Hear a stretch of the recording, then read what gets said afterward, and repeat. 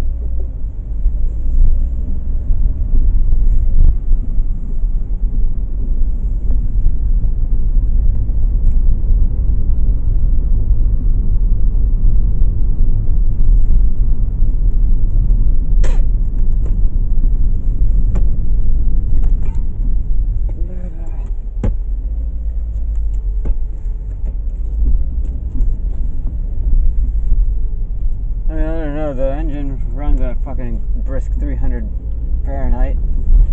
I'm just sitting on fucking top of it. I don't think the AC would do shit all in this fucking heat.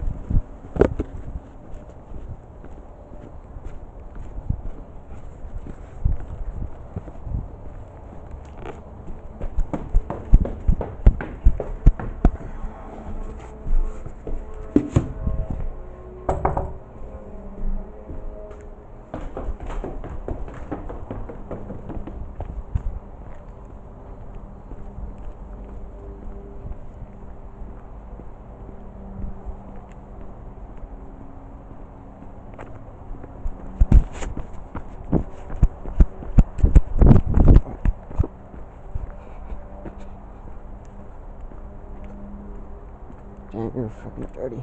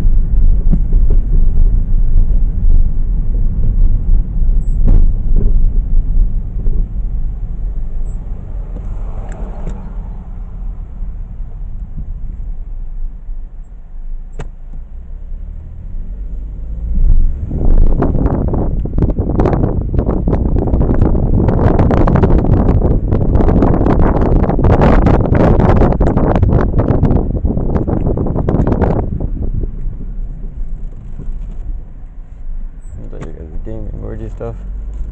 Yeah, we like to do gaming orgy stuff, but on display for everyone to see.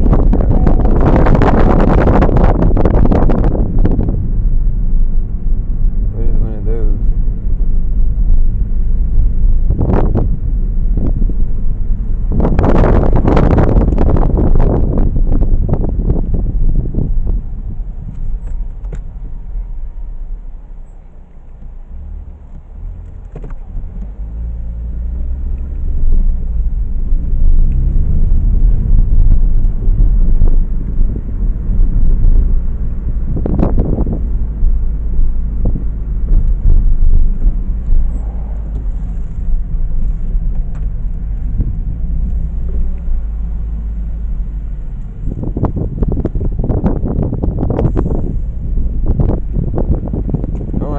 Fucking die.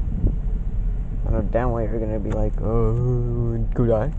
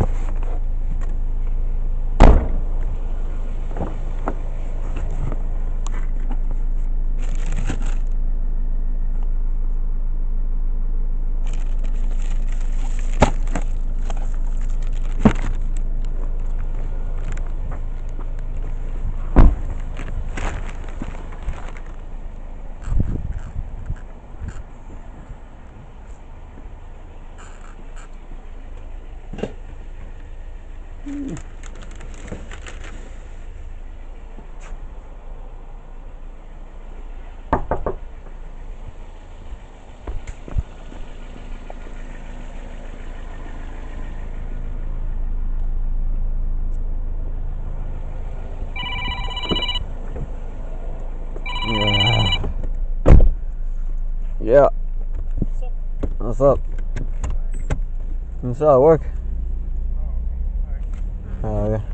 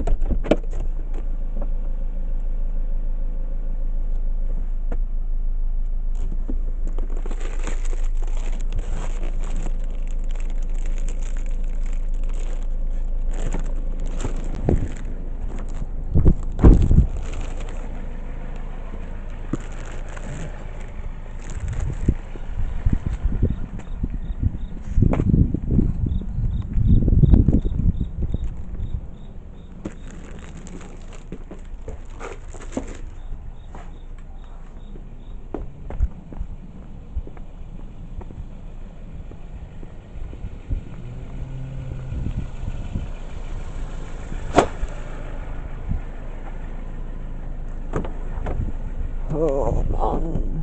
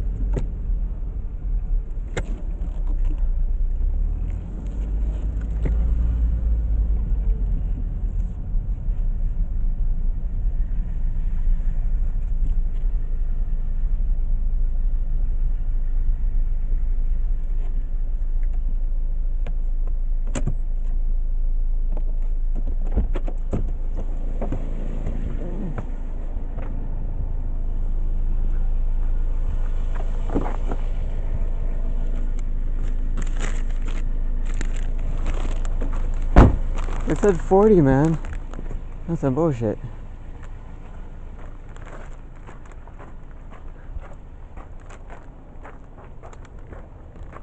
Oh, my mom. Meow, meow. Meow, meow. Meow.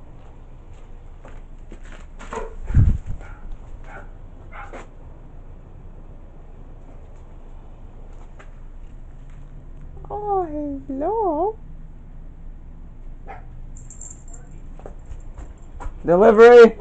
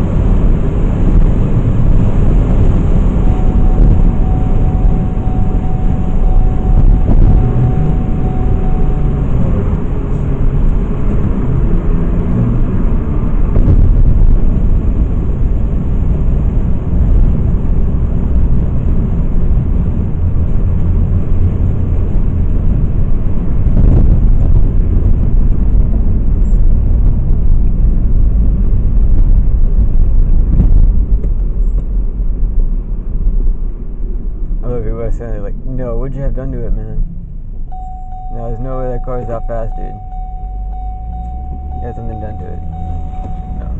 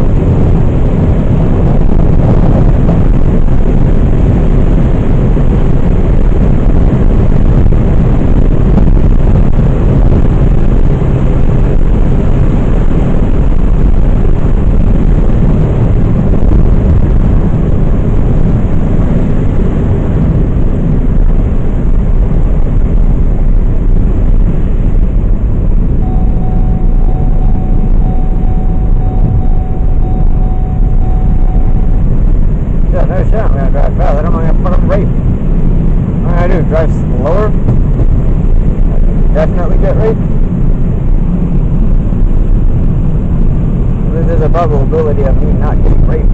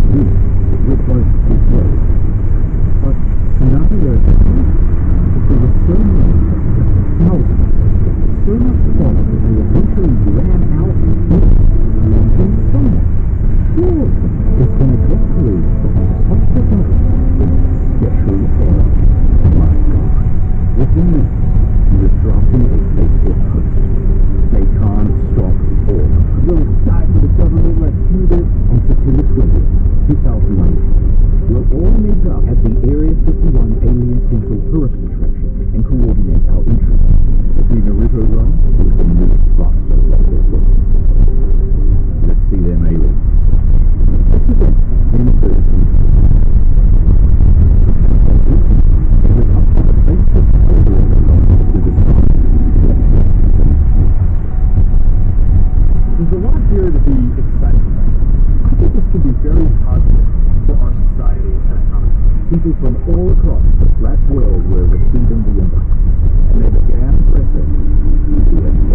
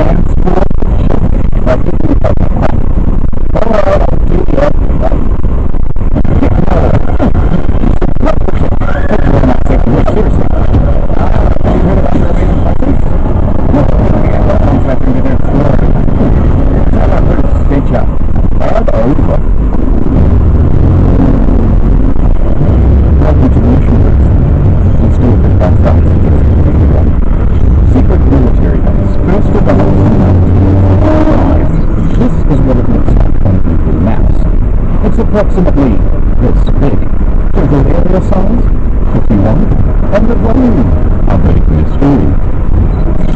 Until 1997, the government refused to even acknowledge that it existed. That is, until they were forced to by lawsuit. That lawsuit was about the death of two men who were former employees. And how did they die? Well, not aliens, but rather toxic fumes from burning garbage. So what they would do is burn a whole bunch of cool, high-tech refuse on the lot, let the deadly smoke blow downwind, and the staff will start breathing it in. A few years later, bing bong, cancer. Other than that, the public hasn't really been told anything. So all people can do is speculate as to what the hell is going on in there. I think that they were keeping remnants of a UFO there. You don't know if it's aliens, you don't know if it's time travel, you don't know if there's minions in there. Virtual reality seems to be incredibly sensitive. But what has been leaked is that they do test flights on new alien flights.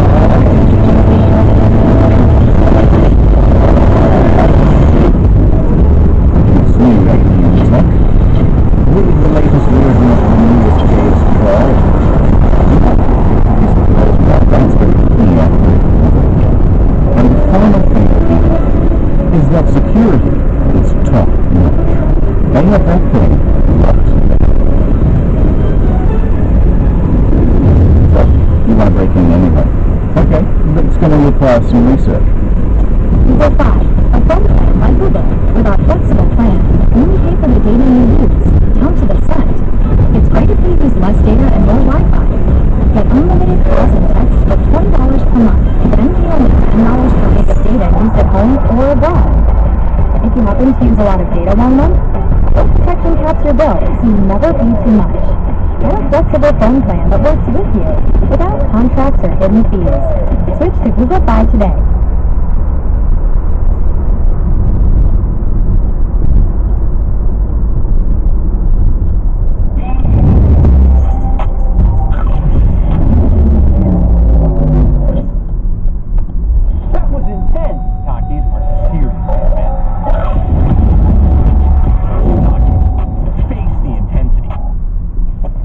First thing to find out, has anyone ever tried breaking in before? Yes, several times. In fact, in January 2019, an unnamed man broke through security barriers and drove 8 miles into the base. He got out of his car with a metal cylinder in his hands, and the military opened fire. He was shot dead at the scene. And there was this time when a film crew from the BBC was arrested for trying to get in. This is BBC News. This time when a vacationing family of 4 went off track. You get the idea. They're not messing around. Put your fucking hands up, I'm not going to call you again. But there's one story to top them all. And Will disguises his identity, but he is my personal hero. The month is November. The location, Las Vegas. And the protagonist, a professional limo driver. Now, he's more than a little unhinged. He decides to start harassing and sending death threats to a lawyer, whom we think is going to represent his defense for this incident. If you've ever seen this TikTok, they saw a boy doing donuts and driving backwards down the Las Vegas Strip. Anyway, fast forward 3 weeks. It's like 6 in the morning and this guy is already doing donuts at a car park near the airport. Then he decides to drive from the car park into the airport itself. Offense? No problem. He drives right through it and onto the runway. He's just driving around, living between planes, almost crashing several times before eventually parking on a ramp. At this point, he jumps out, puts on a clown mask, and storms right up to a private jet. He announces, aggressively, to the flight staff that there was a bomb in his limo. Quote, I have a fucking bomb. I'm going to blow this place up. His plan? To commandeer this private jet and take it to Area 51. However, as sound as this plan was, the quick response by police meant that it wasn't really working out. So, he barrels back to his limo, tries to make an escape, until eventually police catch up with him. At that point, he is quickly arrested. They take him in for questioning, and he starts telling them, that's right, I did it to see the aliens. He also told them to refer to him as the Chosen One. And, by the way, I have high security clearance. Also, I'm involved with the mob, and someone owes me millions of dollars. Later on, the bomb diffuser crew checks out the limo and determines that it's just a fire extinguisher with a bunch of wires and duct tape and security lights. Now, at some point he gets out, presumably on bail, and CNN reporters will touch him and start asking him questions. No statements from me, he said. But you should talk to my lawyer. And then he proceeds to hand him the business card of the lawyer that he's been sending death threats to for the last 3 weeks. Amazing. After all that, the judge ordered that he sent to a mental hospital for assessment. Also, they say, how convenient. tried trying to do this. That means we're going to have to be a little more covert. So over at Area 51 HQ, the military can see that Facebook numbers have reached 1 million. And I think it's a genius to calculate that even if just 1% of them show up, that's wait a minute. What those numbers? This many people. In a crowd that big, there's bound to be at least a few who do something stupid. In fact, the military took it so seriously that they even went over the nuances of the military budget. This is a real slide, by the way, and it required a real demonstration. Now, some undercover officers then took a photo of that week, and they uploaded it to Reddit. And how to use our practice website. So if the military decides to do this, things can go pretty badly for Matthew. So Matthew goes back to his mind's palace. Think. We're not just saying it's a raid. Instead, let's do a music festival. This will give Matthew an alibi and throw authorities off the scent. A real music festival to discover new like you did. Here it is. Aliens Fest 2019.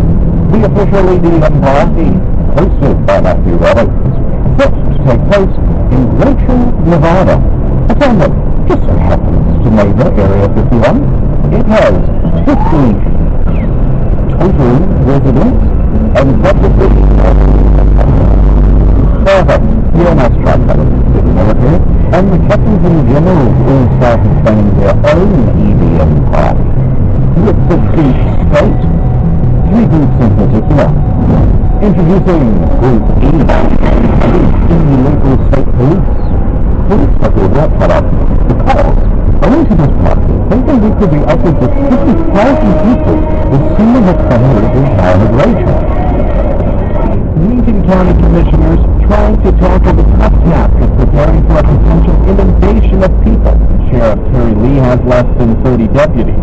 The county declares a state of emergency, and they allocate an extra $250,000 worth of enforcement for the weekend of the raid, as well as an extra 300 police officers and paramedics. That many people will stress the community to the point that we can't cope with it. This is some of the most exciting stuff I've ever gotten to work on. And hold on now. You're the feds. I'm going to take out my gun and shoot somebody. The FBI agents that showed up, they showed up at 10 a.m. They contacted my mom, and there were about 60 technicians and FBI's here to answer your phone. But they both got scared and support. This report from the Nevada Department of Public Safety was released last year, and it features some very interesting details. For example, they caught a group of YouTubers trying to plant a tracker on the bus that goes to and from the base. We're going for an epic prank. Highly illegal. And you may not be that surprised to hear that the military isn't actually that worried about people breaking into the base. Turns out, they have automated weapons. Not automatic weapons. Automated. Who's the others? No. Instead, they think there's potential that real terrorists will, thing. So, counterterrorism is given a budget to sweep the chemical, biological, radiological, and explosive material. Although, nothing was found. And there's just one last group getting involved as well, the corporate press. Disinformation agents in the mainstream media were getting involved. They immediately started warning people not to raid. Use of lethal force authorized. Spouting contempt for the stormers. What started as a joke, Facebook event, quickly turned into a phenomenon recently. What began as a joke is something much more serious. Extra talking campaigns by late night ha-ha men number 1 through 7. Much more likely they'll see them tasers. Laugh with all that. It's just a big joke. It just keeps growing than their bullets. Let's see them aliens. And they're really afraid to give some of the biggest, brainest takes you've ever heard. It's now clear that 1.1 million Facebook followers who said they were going to storm Area 51 are real and not Russian bots. You're a top-down genius! The Nexo Booster is an intuitive yet sophisticated leverage feature that allows you to amplify the purchasing power of your current holdings. To access the Nexo Booster, go to the exchange section of the Nexo app and select the Booster tab from the top of your screen. Then begin setting up your Booster transaction by tapping Pay With and selecting the currency as well as the amount you wish to put forth for your leverage. Next, drag the leverage bar to the factor to which you wish to boost your existing assets. You can get leverage between 1.65 and 3 times the value of the asset. Fine. We'll make you take us seriously. Let the training begin.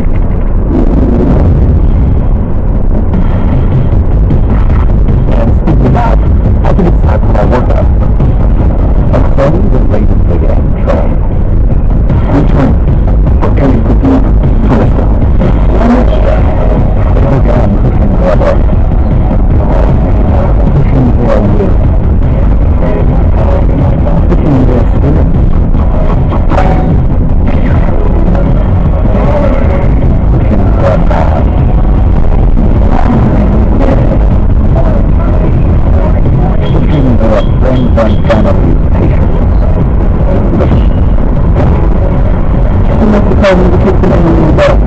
In September, Germany, and that's what fitness will be like in the metaverse. As we zero in on the day of the raid, the count is up to 2 million attendees, and that puts us on par with the world's largest standing army. So to coordinate all of these troops, we'll need a battle strategy. Lay it on. From r/means, intel is being filtered down to the troops. Groups such as the Minecraft YouTube, the Women, the Greeks, Facebook Mob, the Cars, the Clubs, the Bikers. Florida Man, the Australians, the Reddit Mob, the Australians Law, and the North Korean defectors. They all have their role to play. So, Godzilla comes in from the east while the Australians make a distraction that allows Dominion cold players to breach from the south. Of course, these very serious strategies would have to be disguised as memes so that they can be spread across YouTube, Reddit, TikTok, without the threat of being although not everyone was as tech-savvy. Authorities managed to nab one of the main cartographers and they pressured him into an interview on the television. It took me a total of 5 minutes to put this together. It was sort of like a battle strategy almost. It was completely brilliant. In satire. It was completely rooted in satire. The militia raid was just completely a joke. It's a good joke. Mission counting sheep is complete. You can take a nap. Okay, so remember how we're not raiding anymore and it's just a music festival? Wink. Right. What means? Okay, maybe you're looking at things possibly. With all of here, with the county on the side. There's a lot of talent. It's 2 weeks away, so kind of gotta figure it out. I guess someone's doing right. Yeah, we're kind of falling apart. Might be an organized alien structure to other people, but his main business partner was Connie West. I don't know. What that means. But Matthew is the headline, who needs to touch to everything. And he's something you're worried about fire testing that situation in the building. He advised us to he had to make sure there's plenty of water, food, security, like in Sri Lanka, but here, the using communication started to break down. Eventually, there's a lawsuit and beyond. Things that they were supposed to pay for, I'm not paying for. Who cares? Yes, but the TLDR is that they had a disagreement, and Connie said, I don't have to prove to you what I said. You didn't sign a fucking contract with me to begin with. So guess what? I don't need to prove to you a motherfucking thing. and Matthew said, Matthew then took $70,000 worth of sponsorship money and declared alien statue Rachel to Hennessy. But then, at the same time, Bob was upset.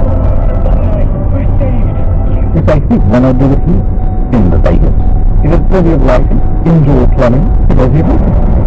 Matthew said yes, and when meeting the website for alien staff, he told everyone to not go to Rachel and instead to go to Vegas. Welcome to Alien Stock Las Vegas, sponsored by Blah. And also Pornhub and Philanthropy.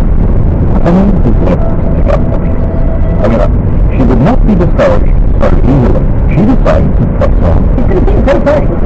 No way, it's going to be a great night. She had to take full control of the events with Rachel, dipping into her savings and even mortgaging her home. I'm looking at my own pocket.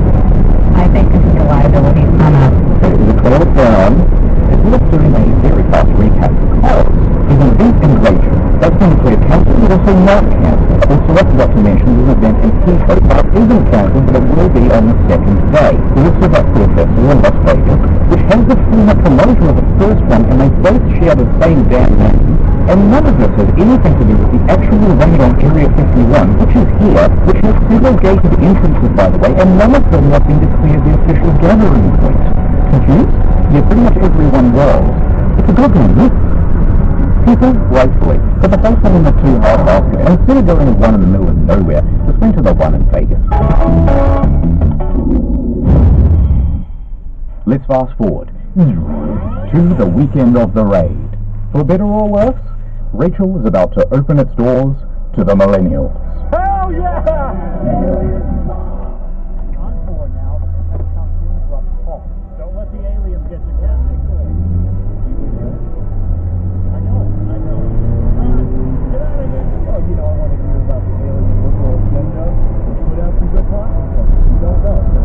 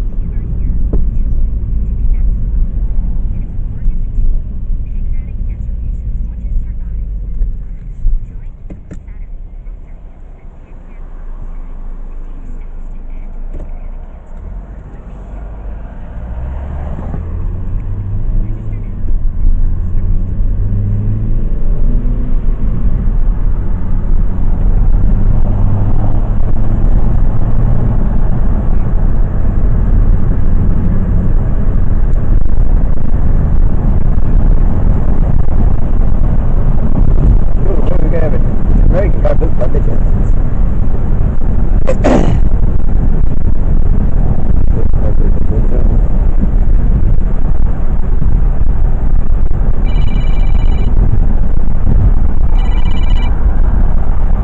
Hello?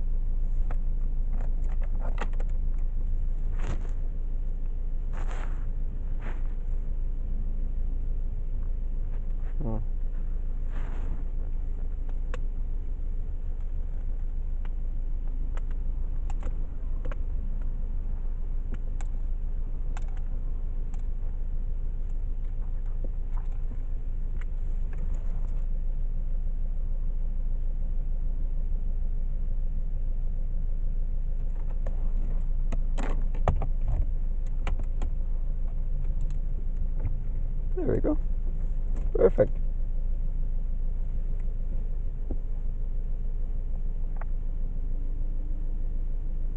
How about this? It's, you're the stars, you're the shores. Oh, there he goes.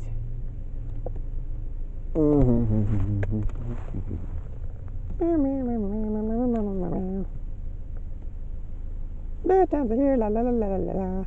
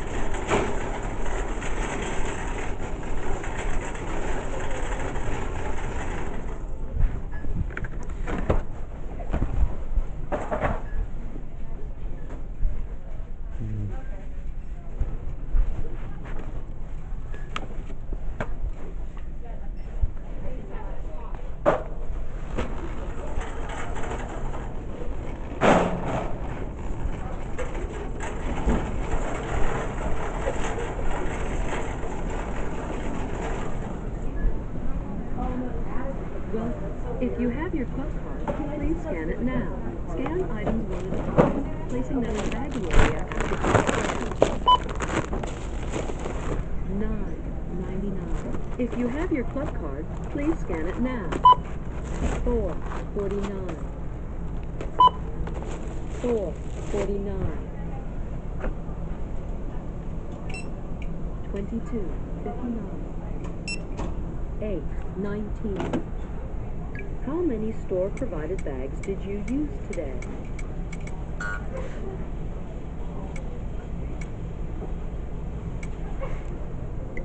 Your card has been accepted. 10 cents. Savings $4. Your total is $48, and your savings is $4. Please wait. System processing. Follow the instructions on the pin pad.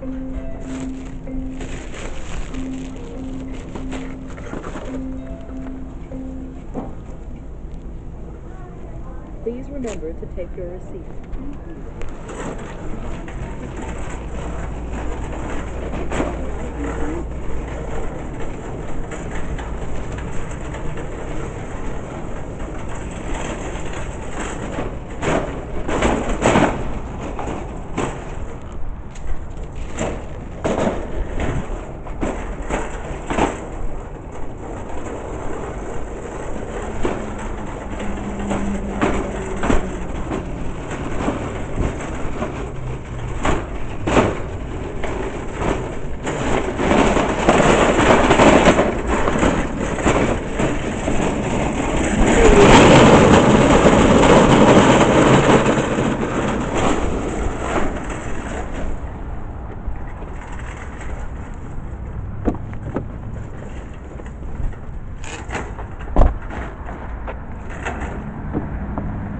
No. That's gonna be locked.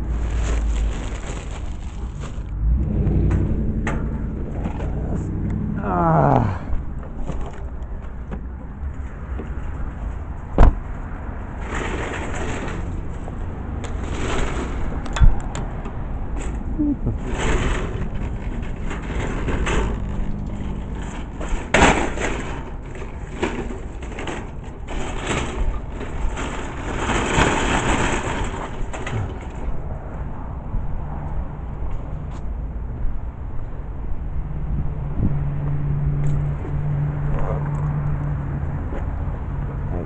My back is all fucked right now. Move it! Move it! Fucking asshole, move it!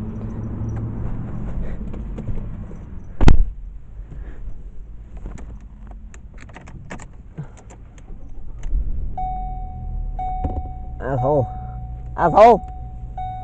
Ass crack of a cat! Ass crack of a cat. Who's that ass crack of a crap from you? Who's the ass crack of a cat you got over there? That's my ass crack of a cat.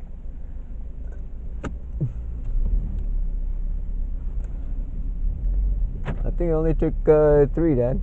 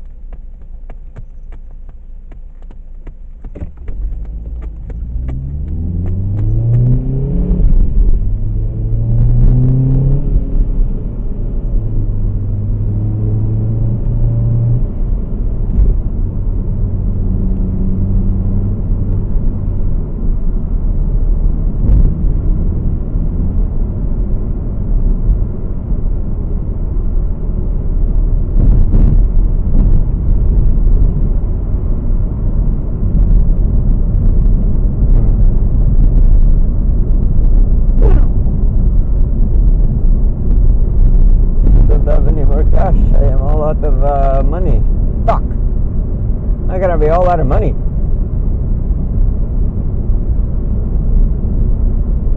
I have money. I gotta live for the money.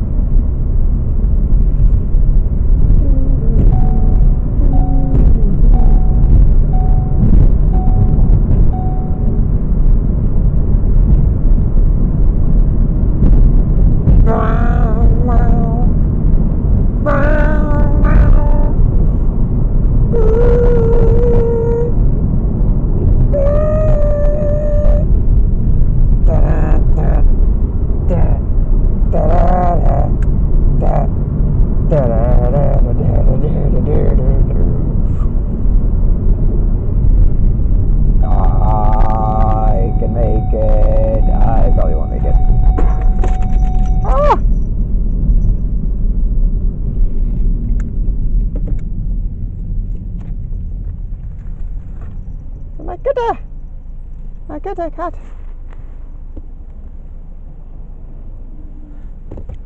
Good smart cat. My cat is a smart cat, huh?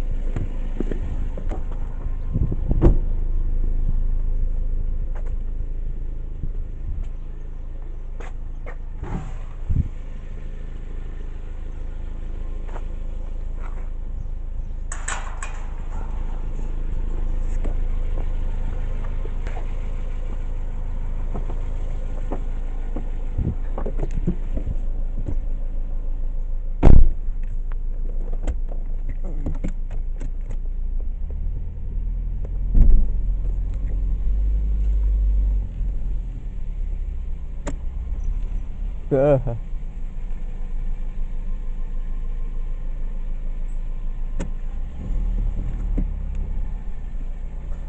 about to crash into the house.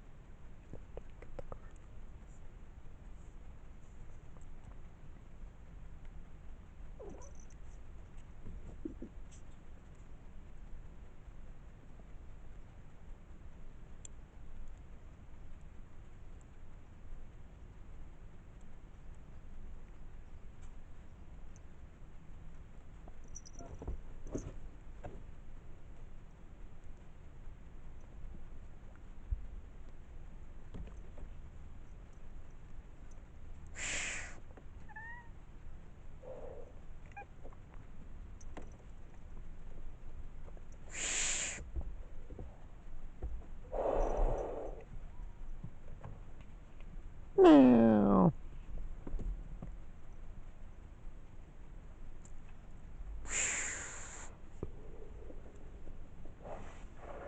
My Bubba is such a smart Bubba, huh? I'm sorry.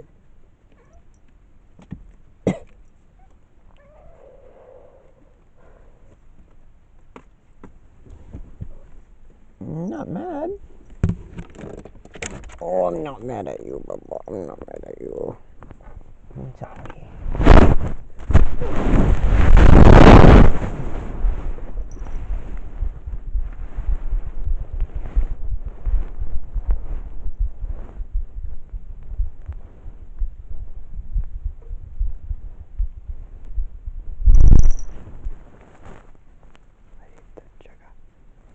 I need that sugar, man. I have never had such low amount of sugar diet in my life. I always drink cha in the morning. Cha is too expensive. Well, then take your cha and shove it up your chais. Mr. Man. Yeah, you take too much. Finally, I won't drink your chai. I don't even want it anymore. Ma, I don't even want it anymore. What the hell am I supposed to do about it? Stop yelling at me for one.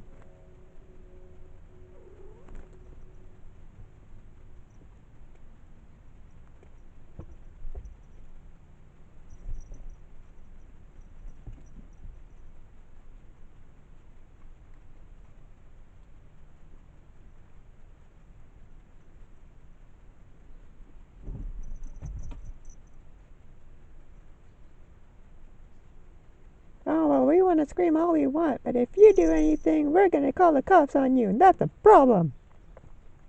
Why? What did I do to you? What the fuck do you want, dude? I know you can fucking hear me. I can hear you talking through the fucking walls too, dude. Like shit.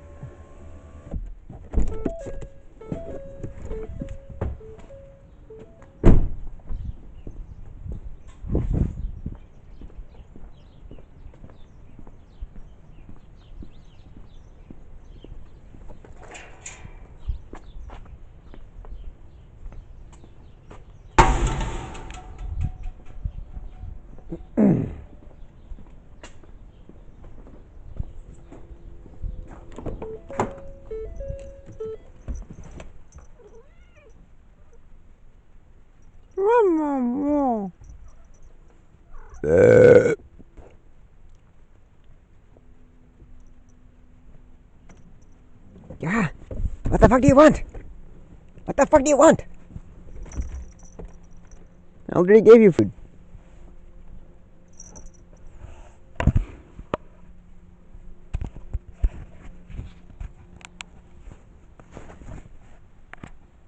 You know, there are some things that I just can't give you because it's not fucking possible.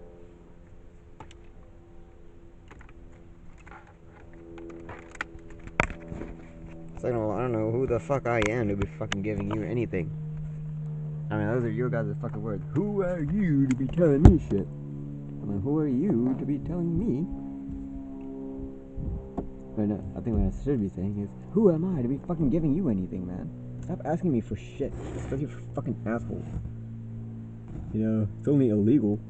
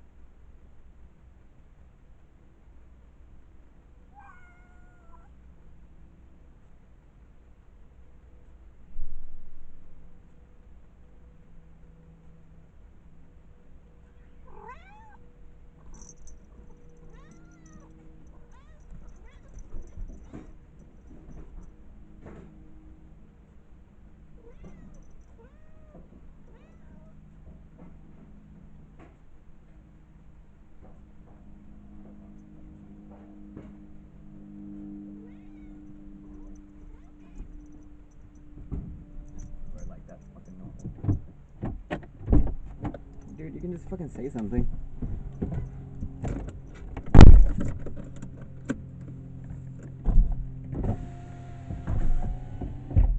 You know damn well what I'm gonna say. I'm not a fucking faggot.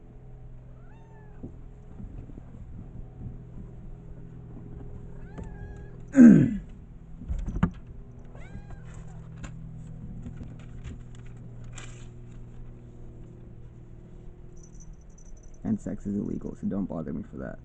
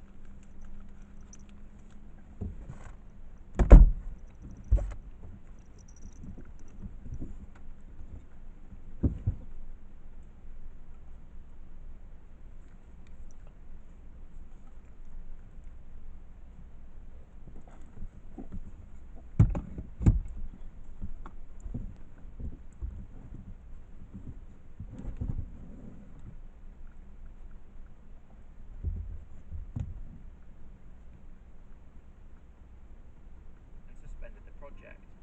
Sometime later, Catherine and a team of 4, which included Sarah Lindwall, who's Simon Mesentau, arrive at Phi to launch the Ark into space.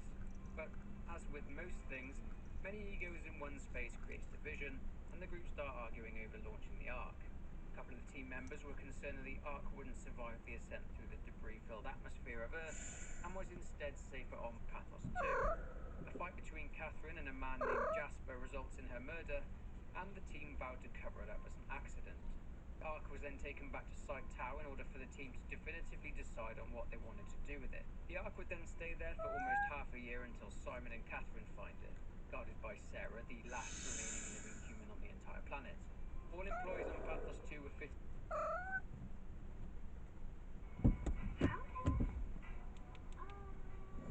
Well, it's still worth the free news sample. Are NFTs stupid? Or partially stupid? Or not stupid at all, in fact? I want to get to a point in this video where we understand what NFTs actually are. I want you to know what NFTs are technically speaking, without necessarily getting into every little technical detail. Because what I want to do is compare what NFTs actually are to people say they are, because it's my contention that for the most part those two things are very different. Like, if you read about NFTs in online articles from reputable newspapers, or listen to people that sell NFTs and what they say they are, that's very different to what they actually are. And if I can persuade you of that fact, does that make them pointless or stupid? Actually, I've changed my mind a number of times on that point. So let's see if we can figure it out. You'll notice that I've given this video chapters.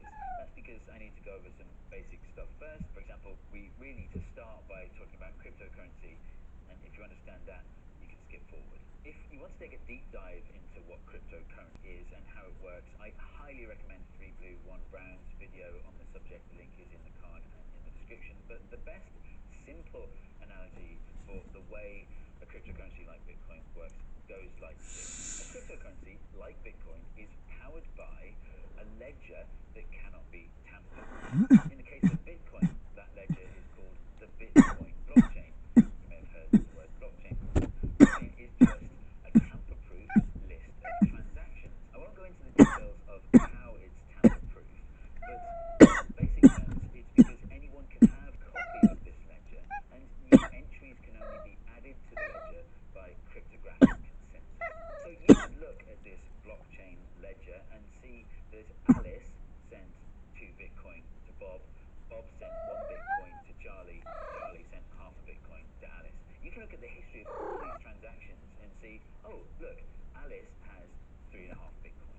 The only entries that you are allowed to add to the blockchain ledger are transactions that send Bitcoin from your stash to someone else's stash. Or to use the proper words, you can only send Bitcoin from your address to someone else's address. You can't take Bitcoin from someone else's address. You can't even refuse Bitcoin that is sent to you. So it's those 2 facts that make Bitcoin what it is. The fact that it's a tamper-proof ledger and the fact that you can only send cryptocurrency from yourself. Everything that's interesting and useful about Bitcoin flows from those 2 facts. I mean, plus the fact of how new Bitcoin comes into existence, but I'm not going to get into that. NFTs, or non-fungible tokens, are very similar to Bitcoin. They exist on a different ledger, so like Bitcoin exists on a ledger called the Bitcoin blockchain, whereas NFTs typically exist on the Ethereum blockchain. Ethereum isn't just for NFTs, it can do all sorts of different things, including cryptocurrency. But NFTs on the Ethereum blockchain work in a very similar way to Bitcoin on the Bitcoin blockchain. So you can look through the ledger and see, look, Alice sent this NFT to Bob. When are you Bob gonna sent speak this English, NFT huh? to Charlie, and so on. Can I The teach you thing that English? makes non-fungible tokens Say different A, to B, C, Bitcoins D, is that E. they're non-fungible. What does non-fungible mean? Well, fungible just You are means not a child. interchangeable. Like, You are if you took $10 child from me and anyway. gave me back a different $10, then You look like nothing would have Batman. changed, or at least not Should've in any named way him that I Batman. care about, because I've still got $10. Whereas if you took my wedding ring and gave me back your wedding ring, well, I would care about that, because this is my wedding ring, right? It was the one that my wife put on my finger when we said our vows. To me, even if your ring was of equal monetary value, it doesn't matter. My wedding ring is non-fungible. But actually, for the purposes of this video, there's a better analogy. Suppose I'm at the arcades and I'm playing some games, and occasionally I win, so I get these tokens. And I collect these tokens because I can exchange them for goods at the shop that's on site there. And I've collected 10 tokens already, so I'm off to the shop to get the oversized teddy bear, because that's how many tokens you need for the oversized teddy bear. Ooh, And the big on the kitty way, ever for star, some huh? reason, you take 4 of my Your 15-pound fat ass over there? and then you give me back 4 different tokens. That you From a token bitch ass point of weighs view, I more don't now. really care. I've still got Ain't 10 that right, bitch? tokens, and I can still get the oversized teddy bear. Because these tokens are fungible. They're interchangeable. But now suppose, as I'm going around the arcade and I'm winning games, the tokens are coming out, but there's something written on them. So, for example, one has written on it, this token can be used to buy a chocolate bar. And another token says, this can be used to buy a flip-flop from the shop, and so on. So I'm on the way to the shop with my tokens, and you snatch one off me that says chocolate bar on it. And you give me back another token that says celery stick. Suddenly I'm not so happy, because now like that, I can't you're buy dumb. a chocolate bar, but I can buy a celery stick. That's not what I want. Why can you just fucking wash it, you idiot? So these tokens that have something written on them, they're not interchangeable, they're non-fungible, they're non-fungible tokens. They're real-life NFTs. Fucking kill it. NFTs are made possible by the Ethereum blockchain because it works differently Go kill from yourself. the Bitcoin blockchain. How about that? The difference between the And Bitcoin eat blockchain yourself. and the Ethereum blockchain is a bit like the difference between a calculator and a computer. With a calculator, you can calculate things. With a computer, you can program it to be a calculator, calculate things, or you can program it to be something else, a word processor, or you can play games on it. In a similar way, the Bitcoin blockchain is for cryptocurrency. The end. Whereas the Ethereum blockchain is programmable. You can write a program for the Ethereum blockchain that launches a cryptocurrency. Or you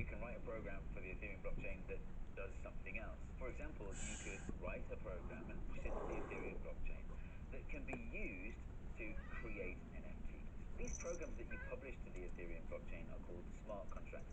And once they're on the blockchain, they're there to stay. You can't delete them, you can't stop them from working, because it's an indestructible ledger of everything that has happened.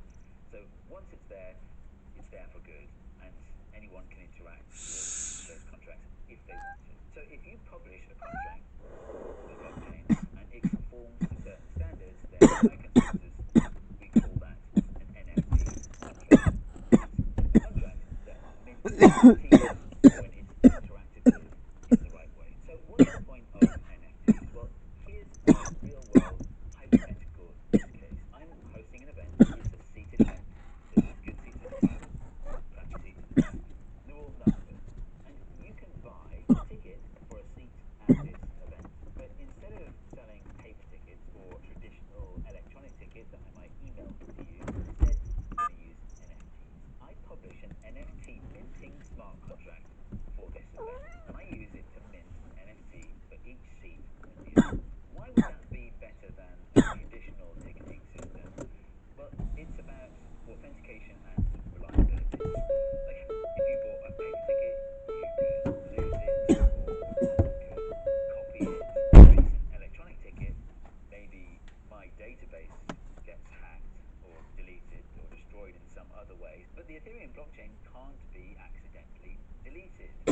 And when you turn up at the event, you can prove that you were the person that bought that NFT ticket for that particular seat. How do you prove that you were the purchaser of that specific ticket? Well, So what you're this needs to saying get is into it's like Bitcoin, cryptography but a little bit. it costs The important money. thing to know is that you have a secret string of digits. But It's called Bitcoin your doesn't private cost money, key. and it has Maybe everything. you store it on your phone. What And the fuck, there's man? a corresponding public key that anyone can know. And actually that public key is your address on the Ethereum blockchain. Only someone who knows that private key can transfer the NFT to someone else. What the asshole? In that sense, it's the I already private fed key you, that man. What the hell do you want? confers ownership. You should never tell anyone your private key. But anyway, thanks to the way cryptography works, when you show up at my event, you can prove that you have the private key associated with the public key that is linked to NFT tickets on the Ethereum blockchain without having to show anyone your private key. And that's how you prove you are the person who owns the ticket for that seat at my event. So, welcome to the event. That's one use case. An indestructible record of who owns what. Specifically, if it's a thing where you would want to redeem the value of it later, like attending an event. Just a quick note, actually, on how you buy NFTs. Well, actually, weirdly, you buy NFTs in the same way that you buy anything, potentially. Like, you could set up a PayPal account for my event, and if you want to buy an NFT ticket, then you have to transfer dollars or pounds to my PayPal account. And when I see that you've done that, I will then transfer the NFT to your public address that you've told me to transfer it to. And I'm sorry, but you have to trust me that I will do that. But surely the whole point of cryptocurrency is that it doesn't require trust in the transaction process. And actually, if you want to buy and sell NFTs without trust, well, you can do that. For example, you could write an escrow smart contract and publish it to the blockchain. And I, as the seller of the NFTs, can read the code of the smart contract and know how it will behave. So I can be confident of transferring the NFT to that contract and know that it won't get transferred anywhere else until the person who wrote that contract transfers Ether into that contract. And I know from the code of the smart contract that that Ether will be transferred directly to me. I mean,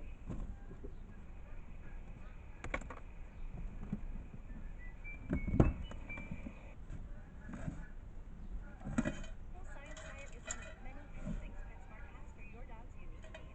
PetSmart, anything for pets. smart contracts are really cool. It's worth saying that NFTs actually aren't being used in this hypothetical way that I just described, or at least not to any significant scale. You might wonder why. Oh, Well, probably for the same reason people you want fancy feast, huh? using art of Linux. Like, Oh, yes, I forgot. I didn't give you some yesterday. so what are NFTs used for? Well, mostly they're used in Sorry, conjunction Baba. with digital art. I know, I messed up. I'm sorry. NFTs are used to sell digital art. But that's the problem. Like, what does that mean? Are people really selling digital art with NFTs? Let's have a look at the second most expensive NFT ever sold. The New York Times reported that a JPEG created by a digital artist called Beeple was sold in an online auction for $69.3 million. And that is not true. The JPEG was not sold. That's how the New York Times presented it. What about The Verge?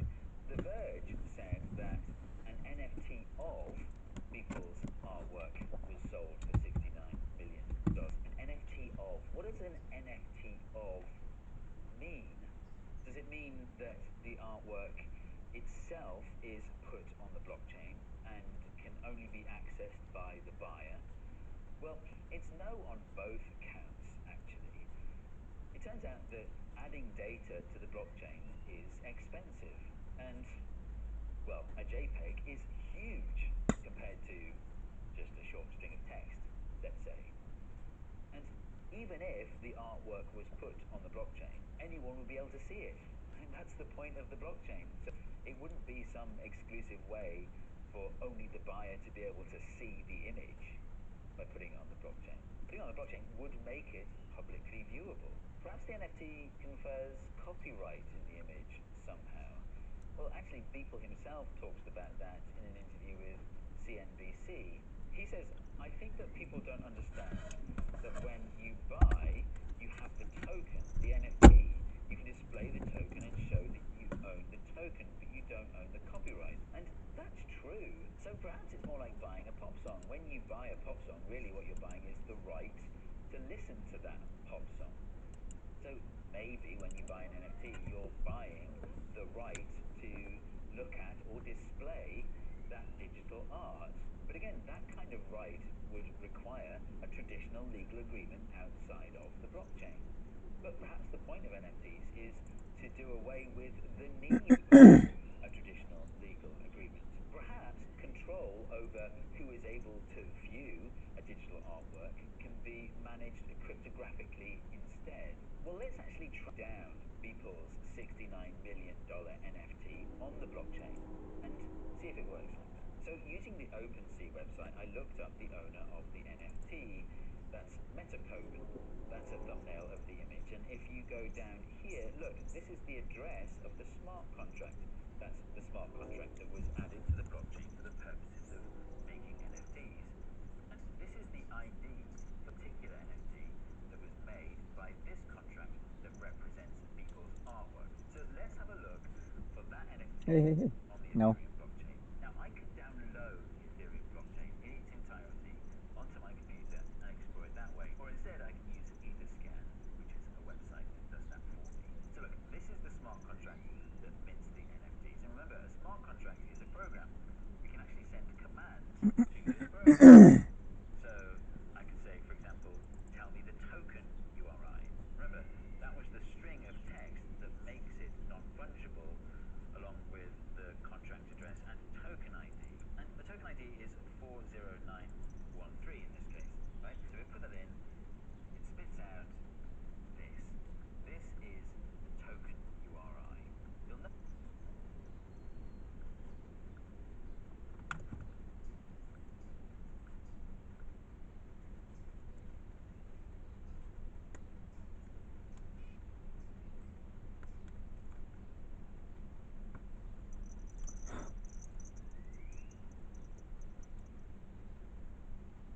What the fuck is that?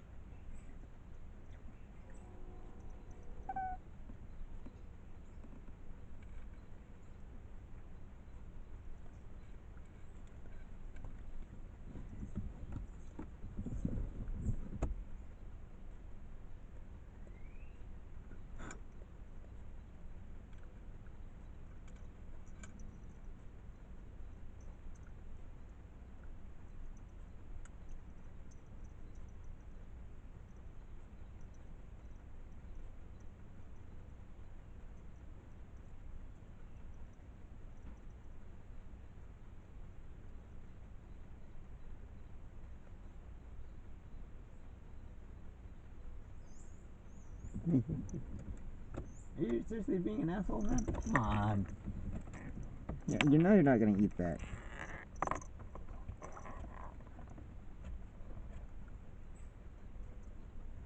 Fucking retard.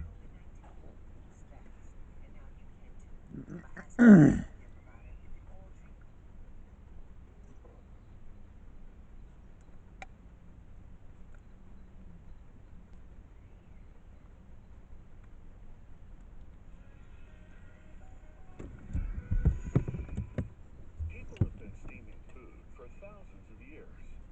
Once upon a time, steamers were made out of clay pots with built-in floors. Today, we've come up with all sorts of metal and plastic innovations. The traditional bamboo steamer is a perfect balance between the old and the new.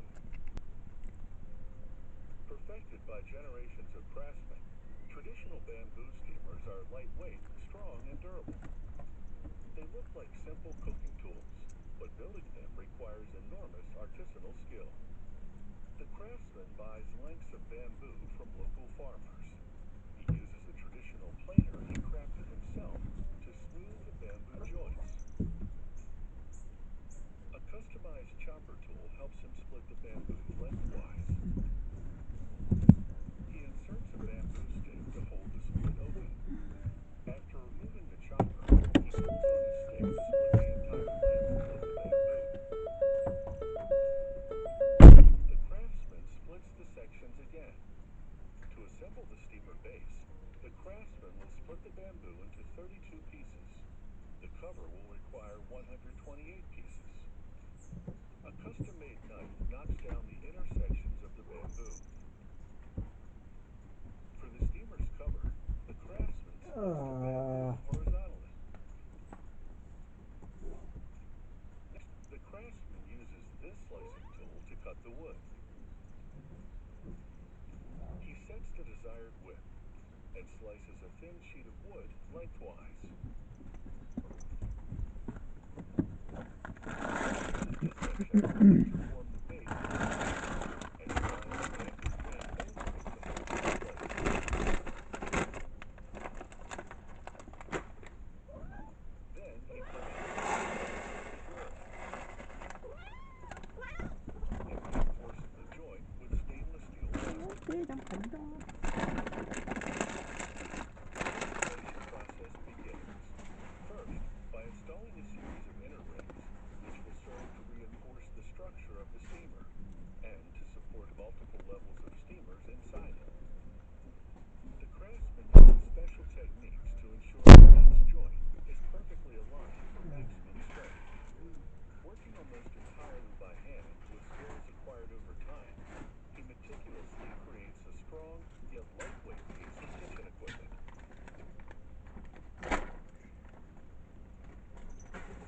The basket still needs a bottom to rest dumplings in. The craftsman begins building the basket floor by custom fitting a series of rugged cross pieces. He ensures that each piece fits perfectly before proceeding. Then he inserts thin, more pliable pieces of bamboo to hold the cross pieces in place. Next, he lays the final layer on top, placing the pieces with their outer sides facing up to form a smooth surface for food to sit on while steaming. With the floor of the steamer in place, it's time to secure the upper pieces by binding them to the support pieces. To do this, he threads a stainless steel wire through the cracks, twisting the ends tightly to the base. Then he gives the inner support rings under the steamer floor a few taps, securing them in place. The basket's base is now complete. Next, the craftsman begins weaving the bamboo pieces together that will form the cover. He uses a traditional pattern called twill weave. Then he inserts paper before adding a second layer of bamboo.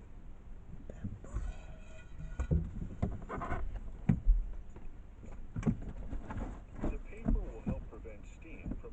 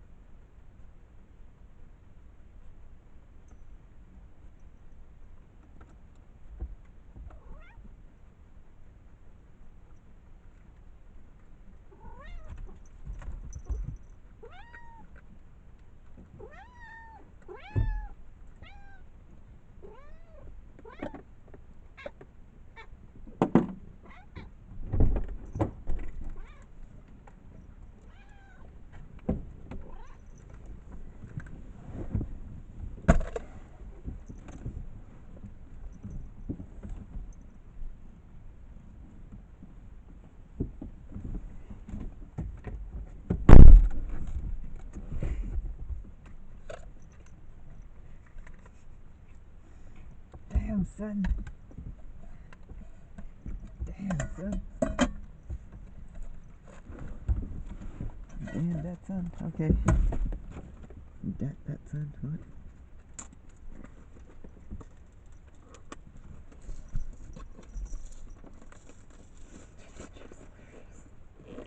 I know, that nigga was like freaking the fuck out. Like, have you seen Brendan's ass around here? Mostly mine.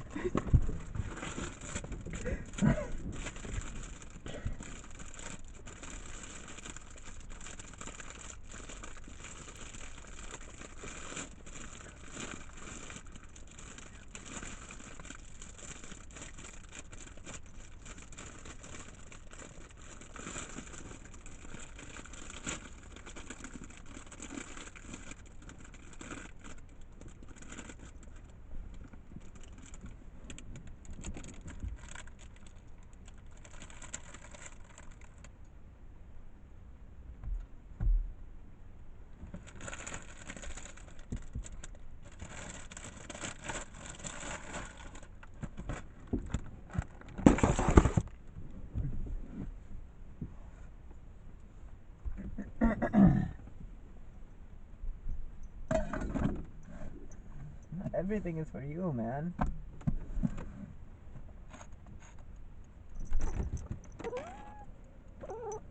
Don't you meow at me.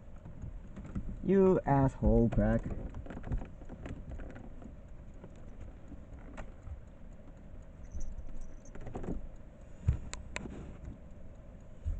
I love you. I love you, but you're an asshole crack. Sometimes. But I love you. Because you're my little baby girl. Baby boy. I keep mixing you guys up. You're all the feminine to me.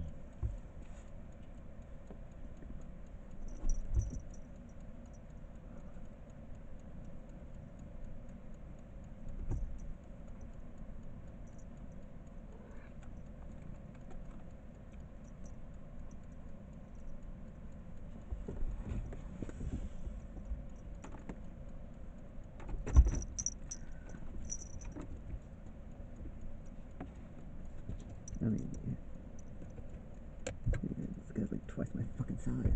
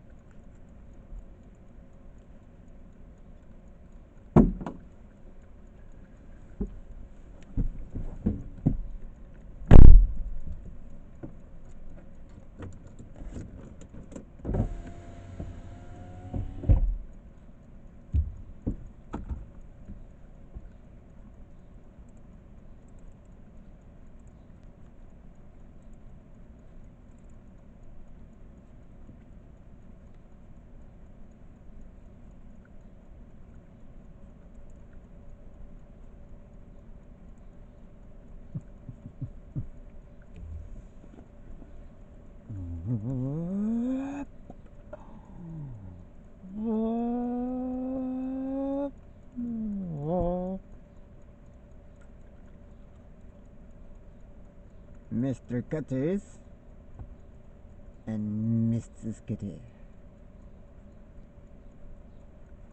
Damn, dude, you're getting fucking big. Like, seriously fucking big. Look at your fat ass.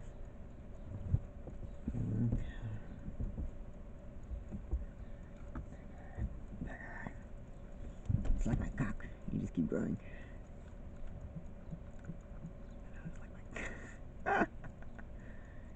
What? You're black. I can comfortably make that joke.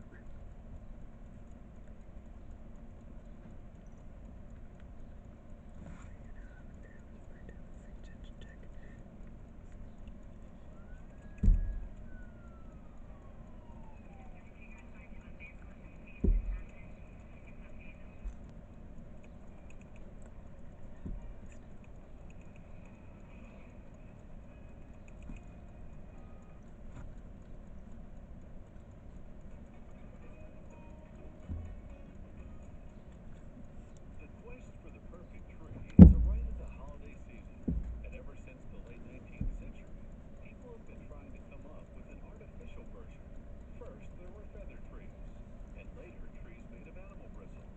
But in the 1960s, the use of synthetics finally gave us the perfect fake fir.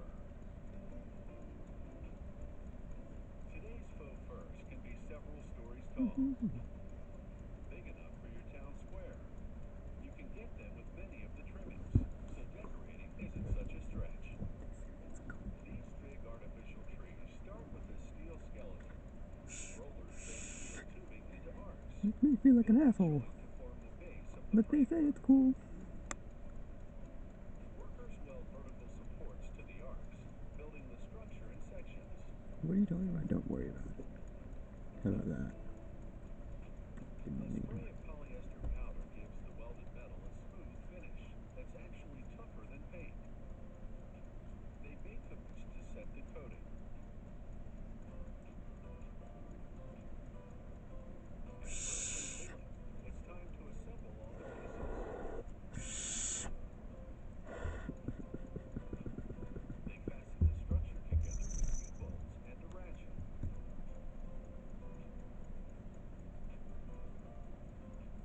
Meanwhile, a roll of green PVC plastic winds its way towards a roller equipped with many circular cutters. They slice it into 4-inch wide strips. Oh, thank you, Lou. You left some for the big girl. Then goes under a roller Good with boy. even more blades. They shred it into a needle-like Good configuration, boy. leaving a solid spot Good in the center boy. to hold the simulated needles together.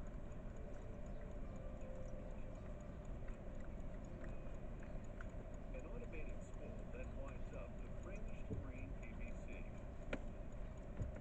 The plastic strips then goes under a roller with even more blades. They shred it into a needle-like configuration, leaving a solid spine at the center to hold the simulated needles together.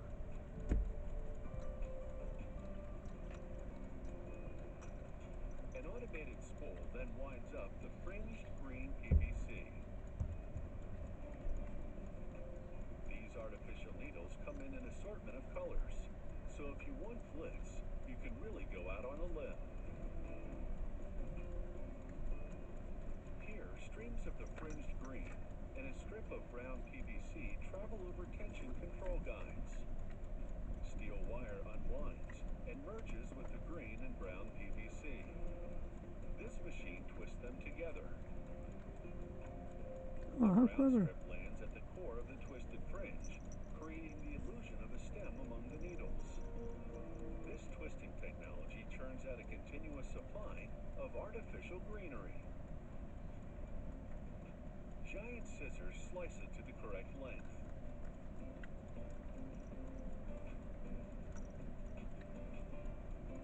To make branches that appear snow-tipped, this machine twists and then frosts PVC needles with a spray of white latex paint.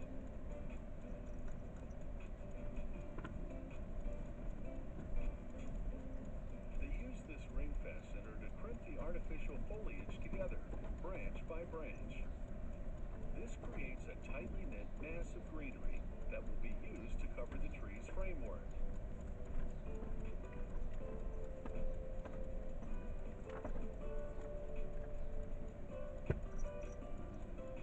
They apply single garlands on key parts of the tree grid first, using a hand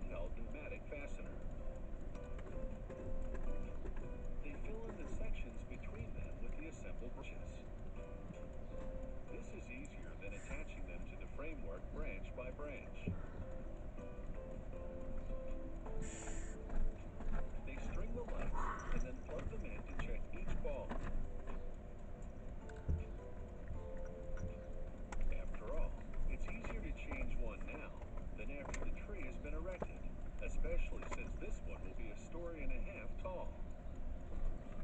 They also wire the ornaments to the branches. It's one less job for the customer to do. And now it's time to put up the tree. They bolt the cone of wired greenery to the lower framework. And build the panels of artificial greenery onto the rest of the structure. It has taken just one day for this artificial tree to come together, where growing a real one this size would take many years. And the convenience is unreal.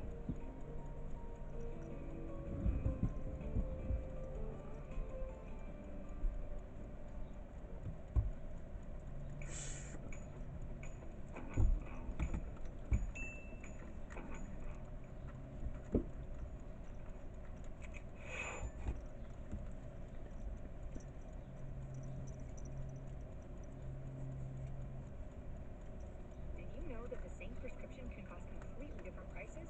GoodRx lets you compare prices before you go to the pharmacy. Can you send it here? Sure. It only takes a few seconds, and it could save you a lot. To compare prescription prices,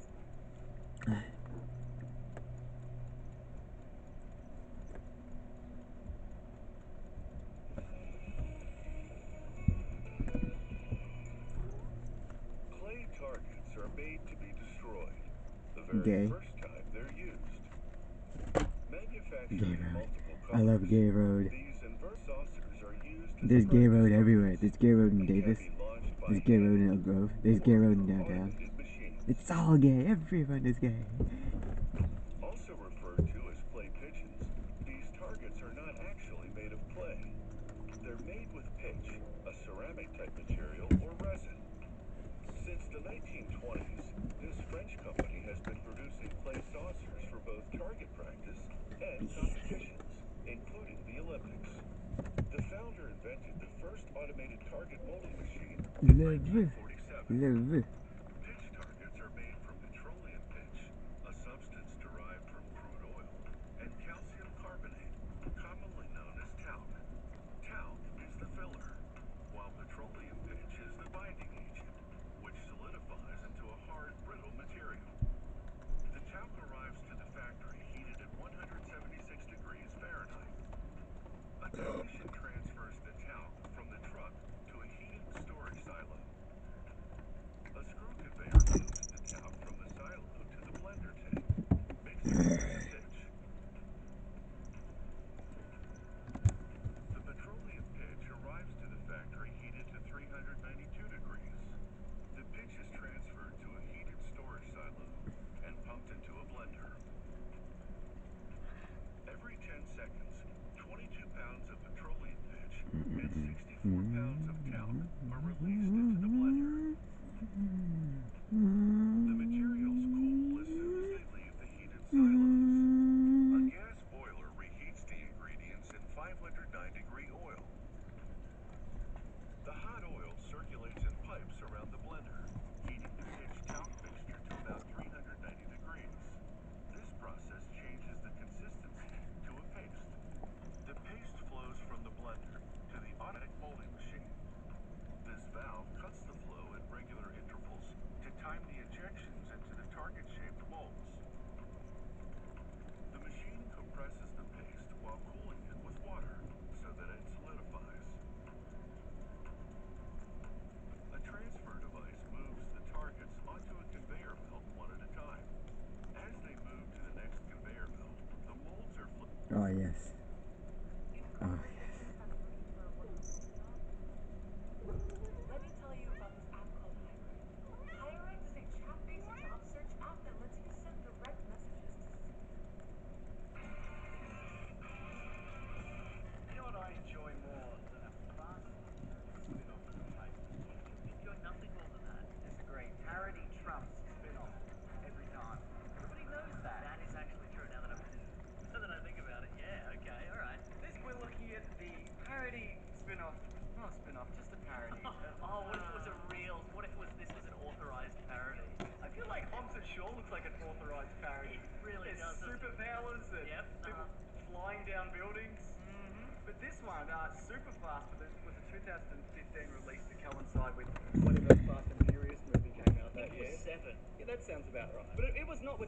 production woes, Mason. Really? We'll talk about the budget a bit later. Okay. I have my suspicions about that. And also, the death of Paul Walker impacted this movie. Because this was actually released on video on demand the same day as Fast 7, or whatever that. What are you going to say on the day he died? And he was rushing out to the video on demand Oh, store. that's in poor form, Mason. No, it's fine. If you're not familiar with the writer-directed duo behind this, Friedberg and Seltzer. Here's some of the movies you may have heard of theirs. They wrote Scary Movie, just the first one, Okay, sure. which some people consider fine. It's got a 54% rating on Rotten Tomatoes. Then they did Date Movie, Epic Movie, Meet the Spartans, Disaster Movie, Vampires Suck, Starving Game, Best Night Ever, Super Fast. The Rotten Tomatoes scores on those range between 7 and 0%. Incredible. And this one does not have a Rotten Tomatoes score. Because this is presumably where they just gave up. All the reviewers were like, No, not this one. Yeah. Having only seen bits and pieces of these movies, I don't feel this is the worst one.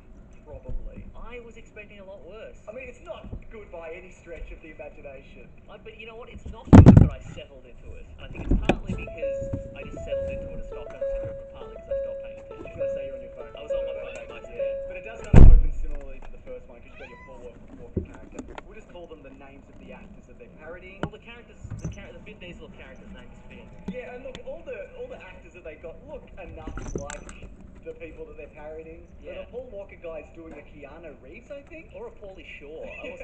I wasn't sure. But when he rolls up to the race, he's got like I break for hugs on his car, and it says Justin Bieber fan, and he's never driven stick, and it's like these are all good jokes to open the movie. I was impressed with the movie because it wasn't just like, hey everybody, here's Britney Spears. Yes. Like here's someone dressed as Britney Spears. That's what I thought it was going to be, I because thought it was going to be a series of cheap references to whatever was happening in 2014, 2015. yes, what I've seen of Meet the Spartans, they're like, look at that guy who's screaming about Britney Spears under a blanket or whatever. He's Britney Spears shaving her head or whatever. What I was expecting was a lot of Britney Spears references, and I was bitterly disappointed. There's really none of that. Yeah. It's mostly just very poor gags. And one of the gags that they open with at the beginning is the Michelle Rodriguez character who's dating Vin Diesel is gay in this movie. And I think that's parodying that Michelle Rodriguez in real life is bisexual. So they're like, isn't this funny? That is pretty funny. Imagine a world. Imagine being slightly different from another person. That is funny and worthy of a gentle ribbing, isn't it? And their first race, by the way, the races look terrible in this. Well, yeah, I mean, it's a cheap. No, it's not that cheap. And I'll Right. get to it in a bit. I'll get to it at the end.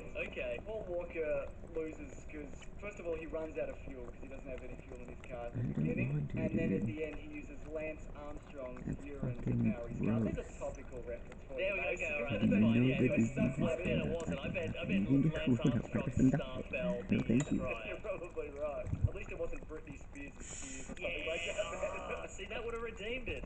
After Paul Walker loses, the cops show up and they tase him. And when they're tasing him, he's doing the robot, which is a good joke. Except he's not really doing the robot. Like, he's not good at doing the robot. Get a guy who can do the robot. That's if you're casting and the opening sequence needs him to be doing the robot. Yeah. Get a guy who's good at doing the robot. And I don't begrudge any of the actors in this, man. You gotta work.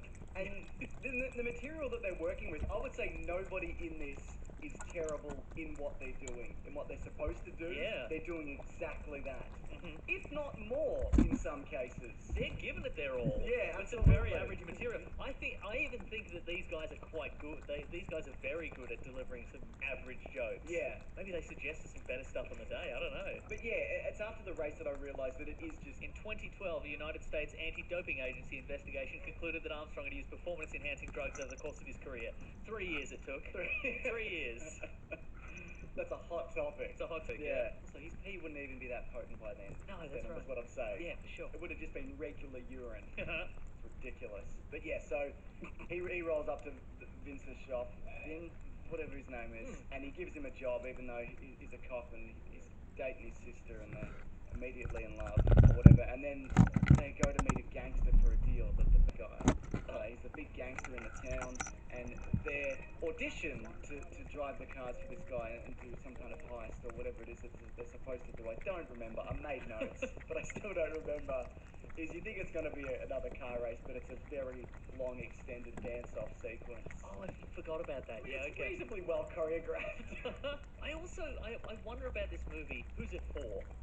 Yeah. Like, because It's for tricking grandmas, I think. it is for tricking grandmas. What? I would have thought It's a that Family people Guy who are reference, you hardcore into retard. the Fast and Furious movies, some real gearheads. Yeah. Is this for them? Those movies are basically parodies of action movies anyway. Like, they're so serious and full of themselves and so ridiculous. And they know what they're doing in making them. I think they know what they're doing. I think they're doing it on purpose. It doesn't really work for It's parody. hardly parody of parody. Salzer and Friedberg have spent their entire careers attempting to parody parodies. That's why none of their movies work. Because it's like date movie. Look at Let's do all the romantic comedies and whatever. like a romantic comedy would. Cool, except with poorer jokes. Incredible. Right. So anyway, they go to deliver. No, that's right. They're delivering something. The crime boss to get a car, to get an expensive car, but it's a bomb. And then Paul Walker accidentally shoots the cop who was his boss, and then he gets framed for the murder. Even though I guess he did murder him. He did murder him. Exactly right. He didn't get framed for the murder. He did a murder. Yeah. And this is when The Rock shows up. And this is I think is the high point, but it's so brief. Because the guy who plays The Rock, and I didn't know The Rock does this, he's got a look, like he does a neck kind of snap look into position, and I'm like, oh, The Rock does do that. But that's the only thing the guy This guy's a does. chameleon. Yeah, absolutely. But the rest of it is, it's that look, and then he kind of stops doing it. I think they just forget, so he stops doing it, and then he just rubs himself in baby oil for the rest He of wears the a very movie. tight shirt and he rubs himself down all the time. Yeah, that's his whole bit. And also he's dumb, I guess, because his partner's telling him what to do because he's not really smart. Is that right? But that's not part of it's a joke. No, but the Rock's character in those movies is not dumb. That is a parody. So they get Paul Walker's handprint off the cop with a black light, and also at that point we see that The Rock is covered in semen for some reason. It's not really. Is it semen or bed bugs? I don't know, because it's little wiggly. I don't know. It's an odd joke. But you know, it's Is he gay? Is that the joke again? No, is it his own semen? Maybe. What's happening? But it makes you think, doesn't it? That's what all good art does. Makes you think, you know? So the gangster is going to kill Vin Diesel's crew. Paul Walker's wanted for murder.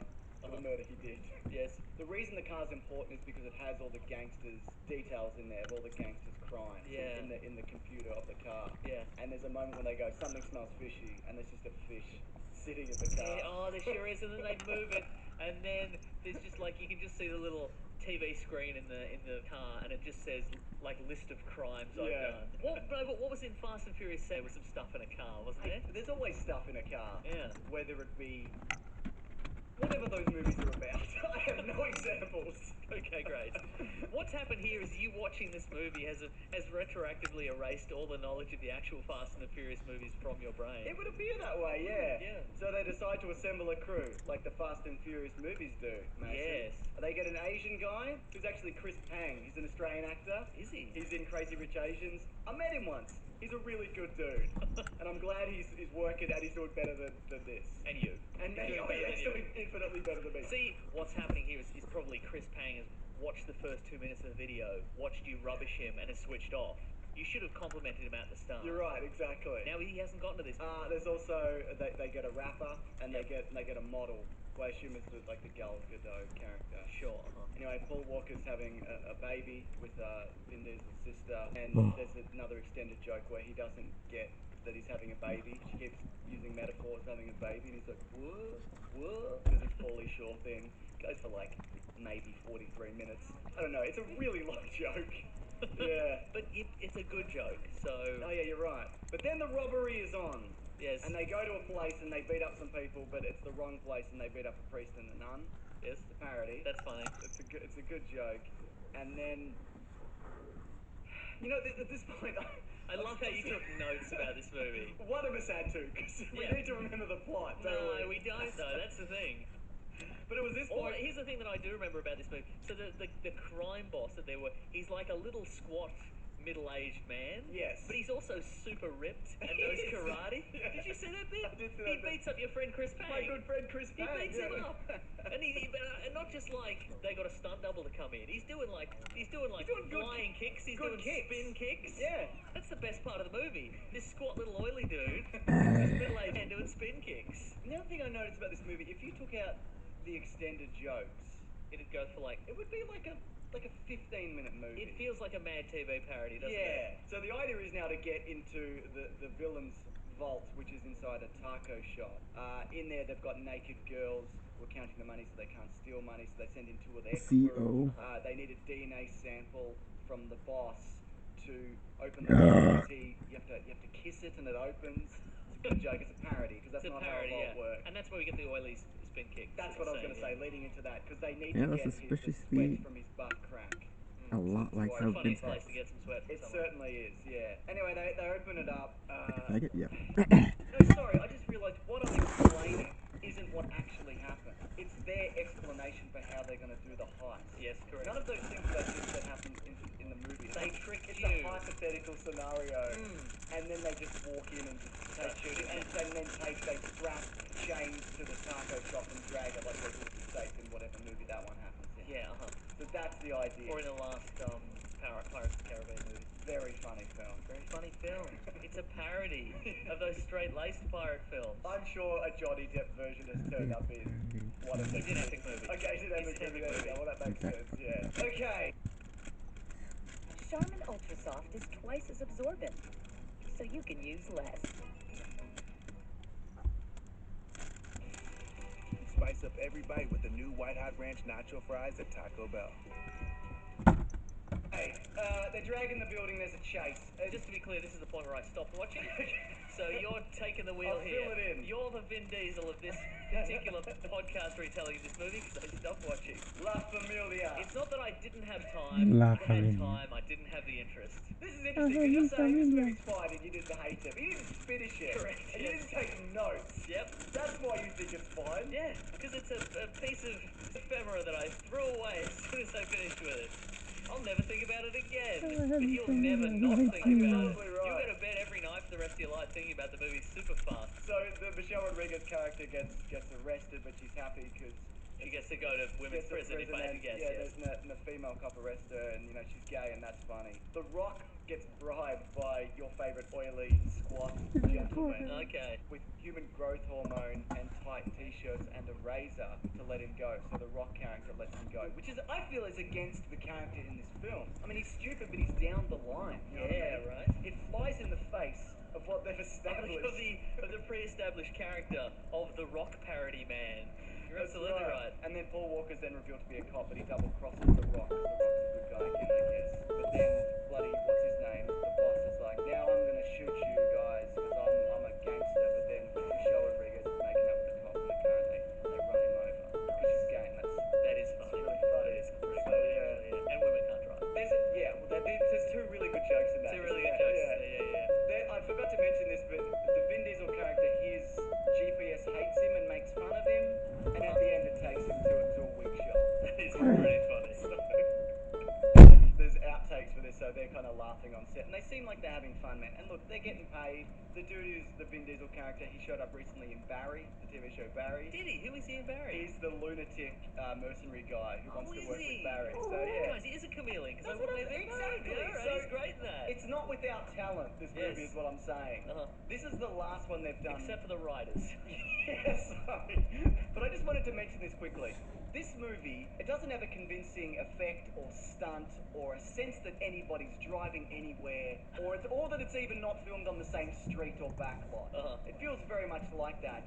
It has a $20 million budget. Incredible. It only made 400,000, a bit over in the US alone, and I think about 2 million worldwide. For comparison, here are some low-budget action movies, and you tell me whether somebody just made off with a bunch of money on this film. Okay, I'm ready. The Raid, $1.1 million. Hardcore Henry, $2 million. Wow, alright. Upgrade, $3 to $5 million. He's very tricky. He won't tell us they are friendly That's with right. us. I interviewed him, he wouldn't tell me. Shaun of the Dead, $6 million. Yeah. Desperado, $7 million. Crank, $12 million. Wow. Drive, $15 million.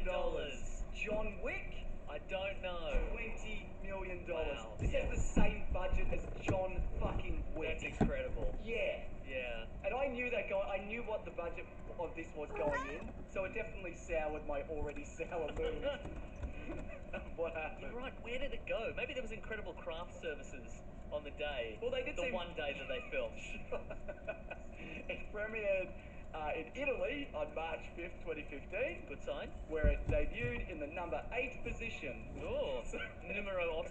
That's right. That's right. It's terrible. Well, I loved it. I don't think it's the worst one, probably, because of the lack of references. Yes. We'll probably end up doing superhero movie at one point. Oh, I cannot Which wait. will probably be... That'll be much worse. Yeah. Look, because, I love Flying High, or Airplane. Yeah. It's a real title from the US. Sure. I think that movie's great. Had I seen it? Some of the scary movies have some good jokes in them. I agree. Henry? First one's alright, I think. Yeah. These guys were in Spy Hard. Did I mention that earlier? I can't remember. But yeah, so you're not against a parody as well. No, for sure. Yeah. Not even a dumb parody. Yeah. But it's just, it must be tough to hit the mark on these things. It seems that way. I think it's too, this movie is too specific, because it's just the plot of the first, with a couple of jokes added around it. It's a worse telling of that narrative. Yeah. With worse jokes. And this is supposed to be the funnier version of that. Anyway, it's fucking terrible. It's crap. This is Caravan of Garbage. There's an extended version of this if you want to check it out. Links below. We also do videos every Sunday, Tuesday, and Thursday. If you've got something to recommend for Caravan of Garbage, please let us know. If there's a huge demand for watching superhero movie, we'll watch it. Actually, I don't think they did superhero movies. They did epic movies. Well, we don't have to. We're not married to exclusively at this point watching Seltzer and Friedberg movies. We can watch anything. Or read anything. Sometimes it's a comic. Yeah. Or play anything. Sometimes it's a video game. That's right. Yeah. You had a really good idea for closer to the movie for a Fast and Furious S. Yeah. movie, Okay. We'll get to that. Which you might look at, but a little teaser for later. Anyway, thanks for watching this. We also have a podcast called The Weekly Planet, where we talk movies and comics and TV shows. It comes out every Monday morning, where we talk the news of the week and then a topic. Yes. Goodbye, everybody. Have Grab fun. the gem, you guys. Grab the gem. We We'll all see say you next that. time. We both say it. No, we don't. Both It's our fake. catchphrase. Oh, you say a weird. You say a dumb one. It's a parody, Mason. Oh, okay. I get it now.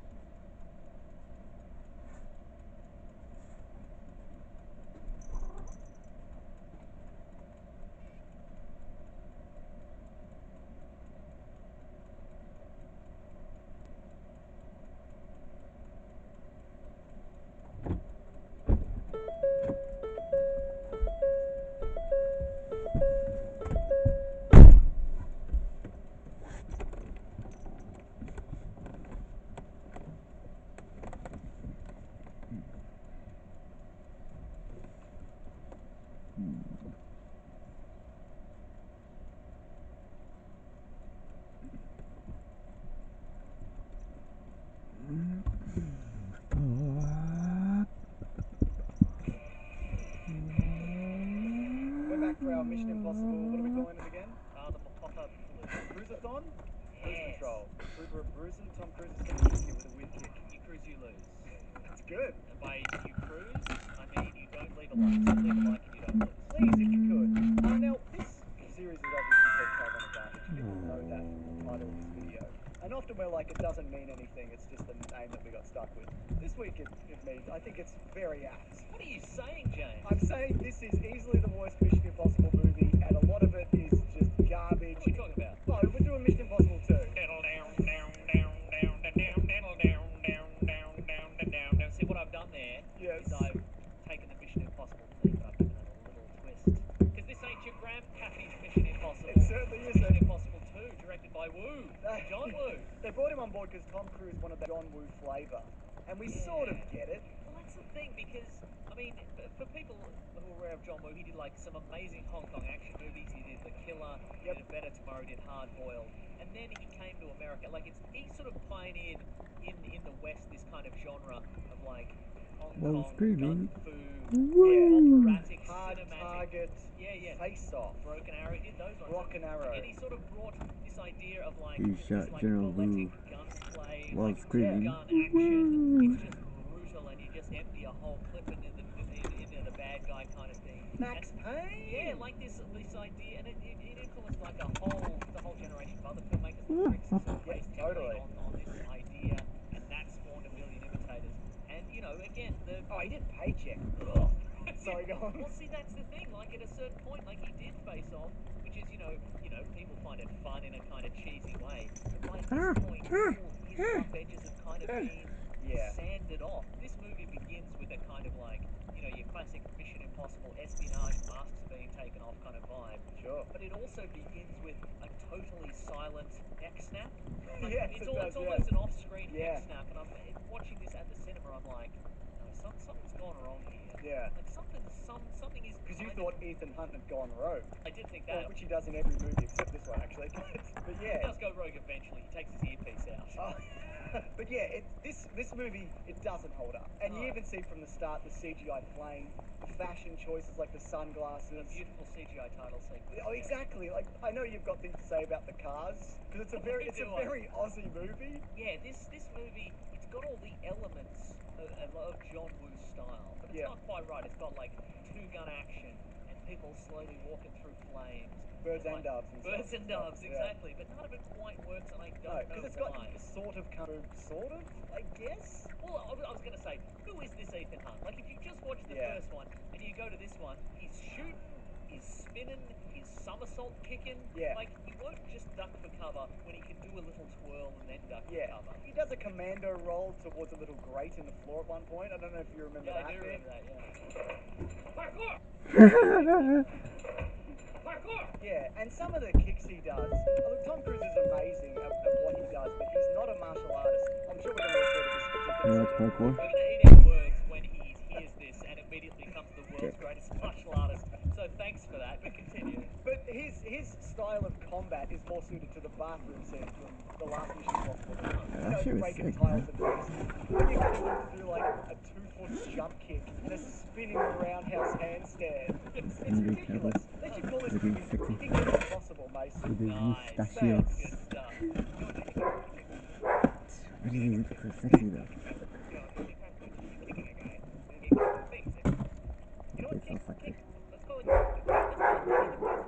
I stole that from Ben Stiller. Oh my god, well I'm going to call it hair flipping impossible.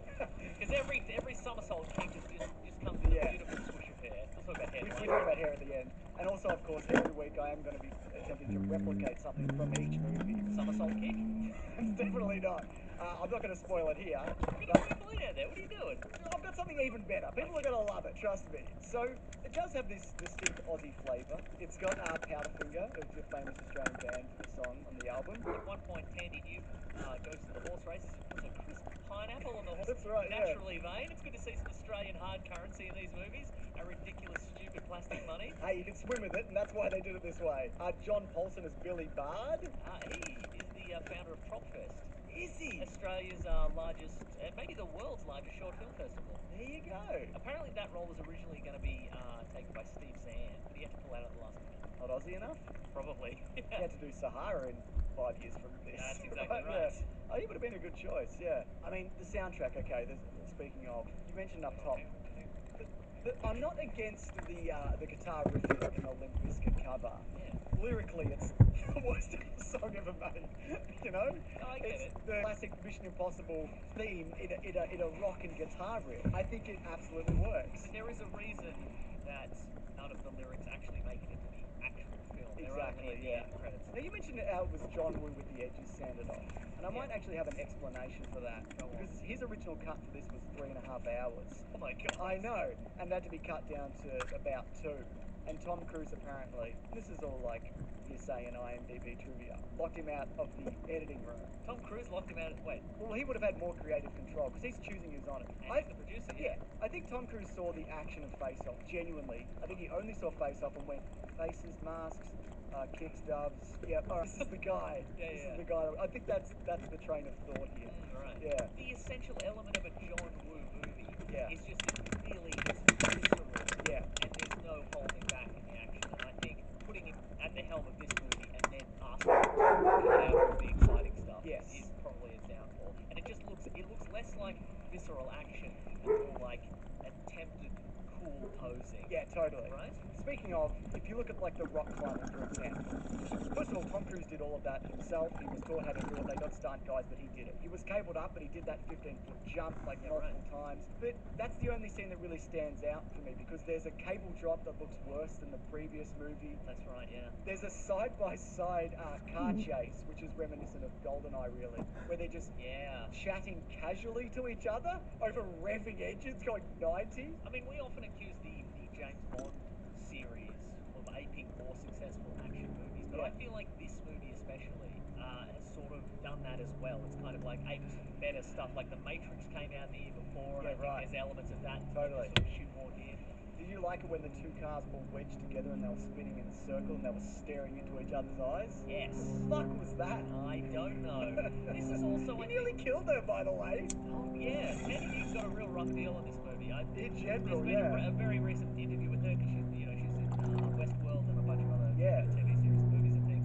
But yeah, this was a very intense experience for her, apparently. Well, there's even lines like Anthony Hopkins, who I want to get back to, where they make her go undercover and he's like, she's deceptive and she doesn't need any spy rating because she's a woman and this is what women, this is how they naturally lie. But she's mentioned, that it was like a stress-induced nightmare, and Tom Cruise was like friendly but super intense, and she was under a lot of pressure and she was quite young at the time, and she's even said since then, like, she doesn't blame him in particular, it just was a very... It's a very Tom Cruise kind of situation to be in early in your career. Yeah, absolutely. That's exactly it, So Anthony Hopkins, he's in this, he doesn't turn bad or die, and then we never see him again in another movie. Is he in 3? No. It's a strange inclusion. Yeah, and it's not even really clear that he's in IMF, really. Or where he's from. Yeah. Because he's, at some point I'm like, is he doing an American accent? No, wait, did I mishear that? Oh, side note, Australia's own Richard Roxburgh, it was 45 minutes in before I realised he's supposed to be South African. He's supposed to be South African, yes. So this is interesting. I found this super fascinating. Ian McKellen turned down the Anthony Hopkins role, and this shoot actually ran long because of rainfall. And if he did take on this role, even though it was only like a 5-day shoot, he would have missed out on both Lord of the Rings and X-Men. You have another piece of trivia there. I'm going to tell you what it is, I would James. love to hear it. Speaking of X-Men trivia, Dougray Scott, the anti-Ethan Hunt. That's right, because Ethan Hunt, it's a team, but they're the opposite team. What's he going to do? Get a team together to fight the teams can fight. He turned down the role of Wolverine, right, to be in this. Not initially, but ran long. He got injured in a motorcycle chase. They kept kind of delaying it and pushing back and being like, no, he'll be ready or whatever. And then the X-Men producers had to go, we need to recast. And that's obviously the role that Hugh Jackman was shot into stardom. Absolutely. I mean, he might still be doing paperback hero sequels at this point, if not for... I feel like Hugh Jackman's the kind of actor that probably would have made it regardless. Oh, absolutely. No, he's, And who knows, if he was Wolverine, who knows what would have happened. Maybe he would have been like, he's fine. Yeah. We don't know. Maybe he would have crushed it. Maybe it would have been him in the movie Australia. Maybe he would have been the greatest showman. Oh my God, maybe he's hosting the Oscars with Anne Hathaway. Man, maybe he's saying the musical is back. The musical was maybe probably not back. It's never gone, but it's never quite back. That's right. It's like a low hum, you know what I mean, in the background. I understand. Yeah. Sometimes I can hear the people sing. Knife in the eye, that's a pretty good start. Remember Now knife that's in the eye? that's some sort of weight system? That's right, it's attached to a cable with Dougray Scott pressing down as hard as he can. And it's like measured out to stop just in front of his retina. Iris? You know a lot about eyes. Retina's in the back. It was going to stop just before his retina. Oh boy! My understanding of stud stuff, and I think I saw this on the Corridor Crew channel, if you've got a knife and you're pretending to press it down under somebody, what you're supposed to be doing is you're pulling away, so you see the tension. Yeah, right. But if there's like a slip, it gets pulled back. So it's strange to me that they didn't do that, as opposed to it being on a cable and just dropping it down, right? You could have done that in reverse. You know what I mean? There's a number of ways you could do it without... They chose to go, hey, Dougray Scott, this knife is going to plunge directly into Tom Cruise's eye, unless you pull back with all your muscles. I know you've mentioned this before on our podcast, The Weekly Planet, which is a podcast that we do, Mason. That's right. There's a digital camera in this the size of a brick. Oh my God, is there? What's fascinating about that inclusion is, in the previous movie, they're all wearing glasses with miniature cameras in it. That's right. And they're hidden, and they're super HD, and they can transmit across. But that's the magic technology of, like, movie espionage. Yeah. And we had nothing at all similar to that. But But all of a sudden, in like the late 90s, the year 2000, all of a sudden we get actual digital cameras, and they're like, my God, we have to showcase this in a movie somehow. It's ridiculous. Also, it's Mask City, mate. It's too really much. is, yeah. And I know they take it a little bit further in terms of like the voice modulator, but there's things in this that it's too far. And they pull back on later movies, and there's more explanation behind the printing of them and things like that. But it's just everybody and anybody at all points in time, and it doesn't look quite as good a lot of the time. Yeah. There's one where Tom Cruise is running, he pulls it off. Oh, yeah. Some of them look better than that. At one point, Tandy Newton reveals her secret relationship with Ethan Hunt to what she believes is Ethan Hunt, and then it turns out it's evil Ethan Hunt. Yeah. But that shouldn't have happened. In a world where masks are so commonplace, Ethan Hunt should have absolutely said to her, I'm going to send you undercover, FYI, everybody's going to be a bad guy with me mask on. That's right. So don't reveal anything. Exactly. If you suspect it might not be me, tug at the edges of my shirt collar until my face comes off. Or kiss it. Even if it is me, just keep tugging at my face until it comes off. If you kiss that mask, you're knowing it's a mask, right? You'd hope so, What, yeah. are they heated? They go over the lips? I guess they do, right? I guess they're heated by Tom Cruise's passion for movie making and stunts. No doubt. So you'd never know. I don't mind the one reveal of when he swaps himself out for Richard Roxburgh and he's taped up his mouth, and I think that's a good reveal, yeah. I think you do that one and maybe the one at the start. Yeah, you have to do a setup and then like an enforcement and then a reveal, but to do one every couple of scenes is too much. Yeah. It's too much, mate. Use it sparingly so it makes the most impact, like Dougray Scott wearing a full denim suit. And then it's impactful. That's the one thing I remember from watching this movie in the cinema. I'm like, wow, everything he's wearing made of denim. The shirt's denim, the jacket's denim, the tie's denim. Good on him. That must be hot in Sydney. I'd imagine it would be, especially around bloody racing time, am I right? If it's racing season. Before I talk about the evolution of Ethan Hunt's hair. Of course, the most important part of this episode. Is there anything you want to add? Yes, James. Okay. Boy, is there. Get next. Get going. Get a quote now at nextinsurance.com. Is there? Well, again, a thing that I didn't think about when I watched this in the cinemas, but in rewatching it as an adult, there's a car chase sequence, and my God, is it suburban Australia. Like these days, if you watch like a multi-million-dollar action spectacular, the bad guy's motorcade is guaranteed to be a line of identical all-black, brand-new Audi SUVs. Yep. Just loaded with men with machine guns.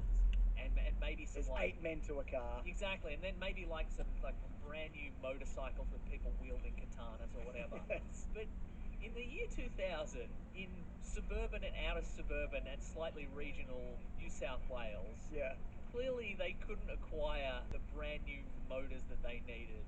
And so what this is it's just a car chase where Ethan Hunt on his motorcycle is being pursued by men driving all your friends' first second-hand cars in the 90s.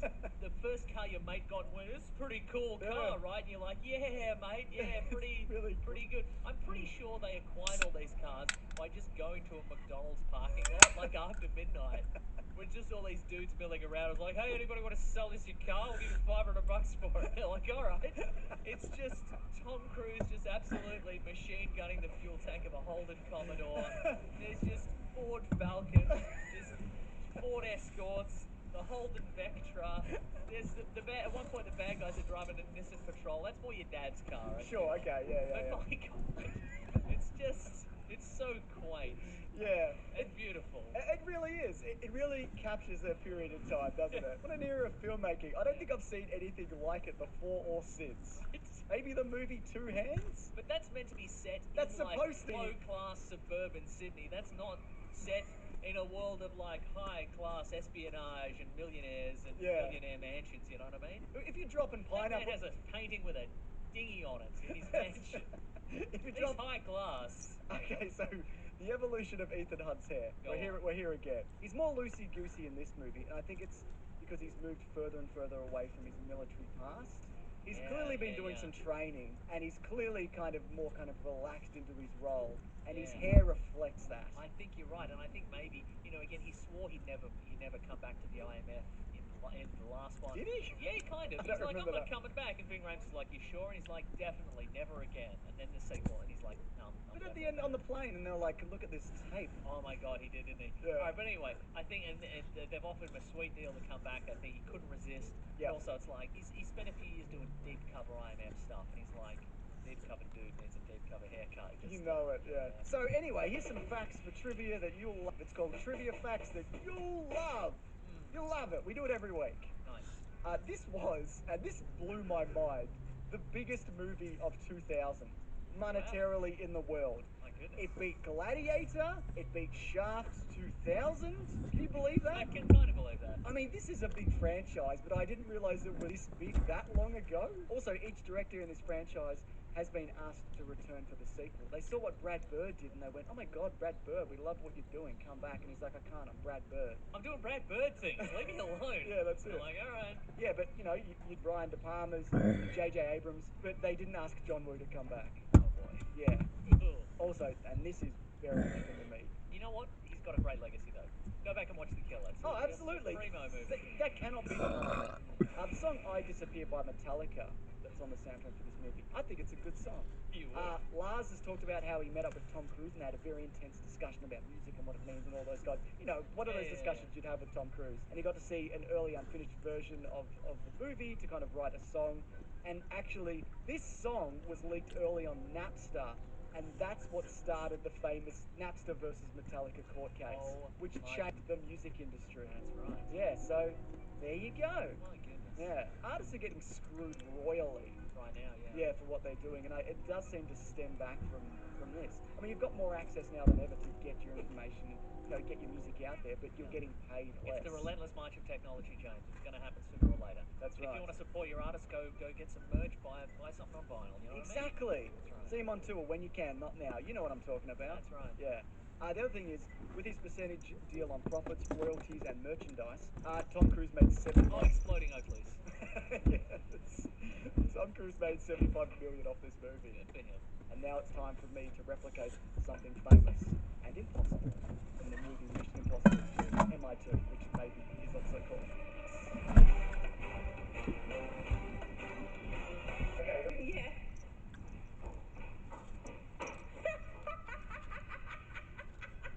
I replicated the look. 3/4 length pants, singlet, hair, sunglasses. I shave a beard. How did you do that so quickly? Practice like Tom Cruise himself. You look great. You never look better. It's one of those things where in like 10 years I'm like, why did I put that on the Instagram? It's time.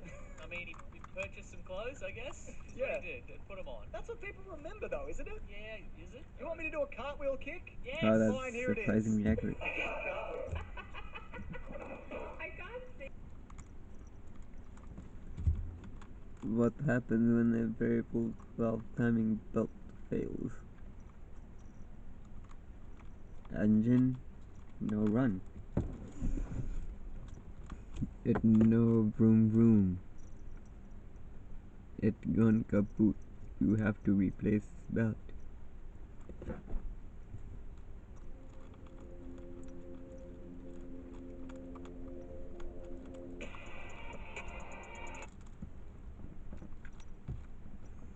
Today we're going to be taking a look inside the Volkswagen Audi 1.8-liter turbo engine to see what's inside and how it works. And we don't have to look too far as to why this engine is here. You can see it's a very common problem with these is that the timing belt fails, and that's going to cause a lot of destruction inside. We're going to be fully tearing down this engine to see just what happens when you don't do preventative maintenance to change your timing belt. Now this is an EA113 engine.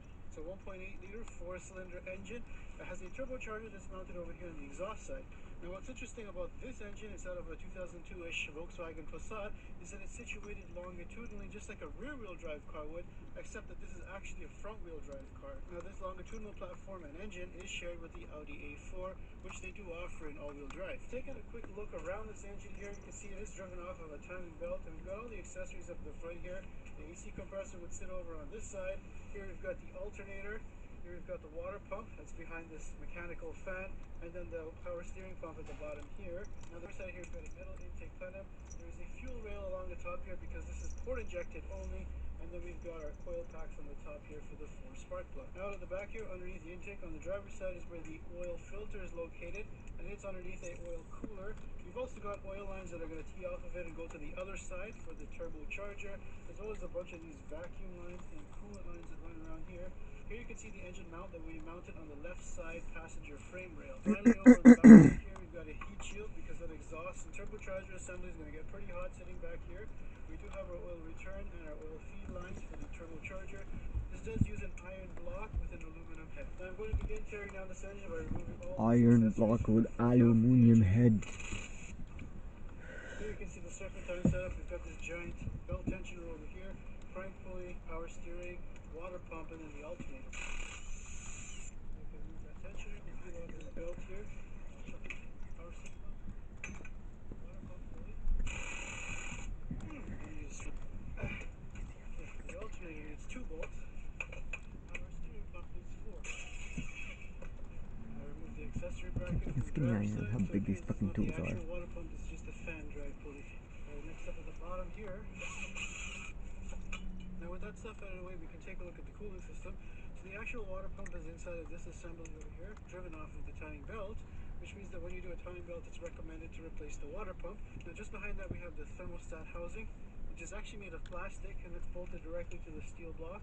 And we've got this line that comes down here with the coolant temperature sensor. I thought you said it was iron. So go ahead and remove the thermostat housing, and we'll pop off the thermostat. So next we're going to work on this intake. You can see at the bottom here we have a drive-by wire throttle body, which is going to come from your charge pipe coming from your intercooler and bring air into the engine. Now this engine has just port fuel injection. So this here is the fuel rail. You have a fuel pressure regulator over here, and you've got a coolant tube that runs across the intake down to the back of the engine here. And I noticed something with these older Volkswagens is they tend to use more hex bolts than triple squares or Torx. Off the fuel rail.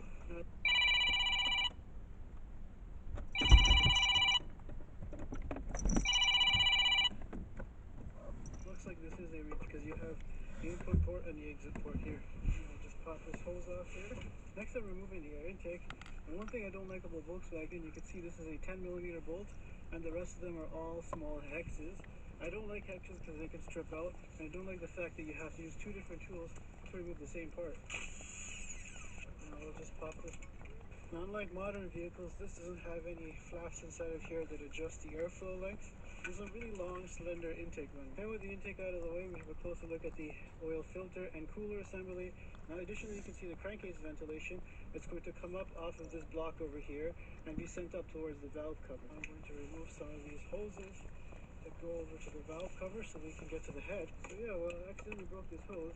I found that there's still a lot of carbon and stuff built up inside of this hose. It means that the oil separator is not doing its job and allowing carbon to go back into the head. How many hoses when you have this air injection system?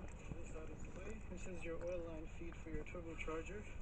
Comes off of the oil filter, this coolant temperature sensor and inlet. Next I'm going to remove the valve cover. You also have to remove these ignition, properly get the head bolts out. I got to remove.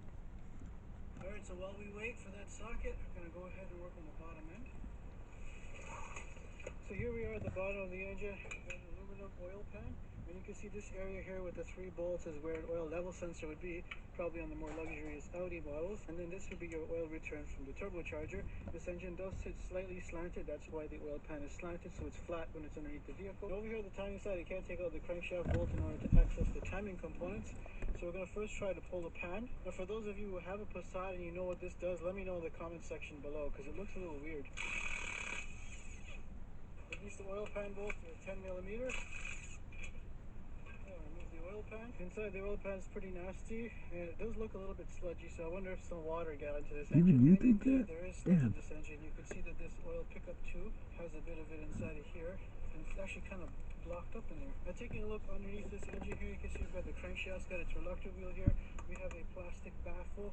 That's to capture all the oil and bring it near the oil pickup tube over here, which is then going to send oil into this oil pump, which is chain driven, which is interesting because this engine has a remix of chains and belts. This baffle's just floating in there, just held on by 1 bolt. Just remove that. Yeah, this engine's pretty sludged up. Everything here is pretty sticky instead of oily. I'm gonna remove the 10mm bolts. Is that a flywheel? Pump. I'm gonna knock this oil pump fully loose.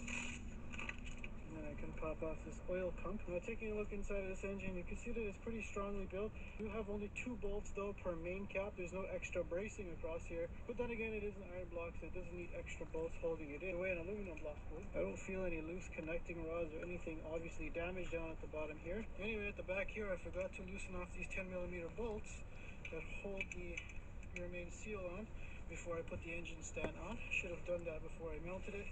So now I gotta do it the old school way with a wrench. Alright, so I've got a bar jammed into here. I'm gonna go ahead and see if I can break this crank bolt loose. Yes! It's pretty tight for a German engine. Here's the crank bolt, and here's the harmonic balancer. Alright, I'm gonna take off these 10mm bolts that hold this timing cover on. Now, surprisingly, the timing cover is actually made of steel and not plastic. Now here we can see the timing components. We've got the crankshaft over here, the water pump, and this is the tensioner over here, along with a very small idler pulley. And this is the remnants of what's left of that timing belt. So while I'm still working to get this crankshaft out, I'm going to remove these E-Torx bolts that hold the connecting rod caps on. And I can take these out. And these bearings look fine. They don't look really worn out or anything. So I don't think there's anything wrong with the bottom of this engine. And these bearings look good too on the outside. Now this engine has 5 main bearings. They're all 17mm bolts. So I'm going to go ahead and break them free. Now we'll just...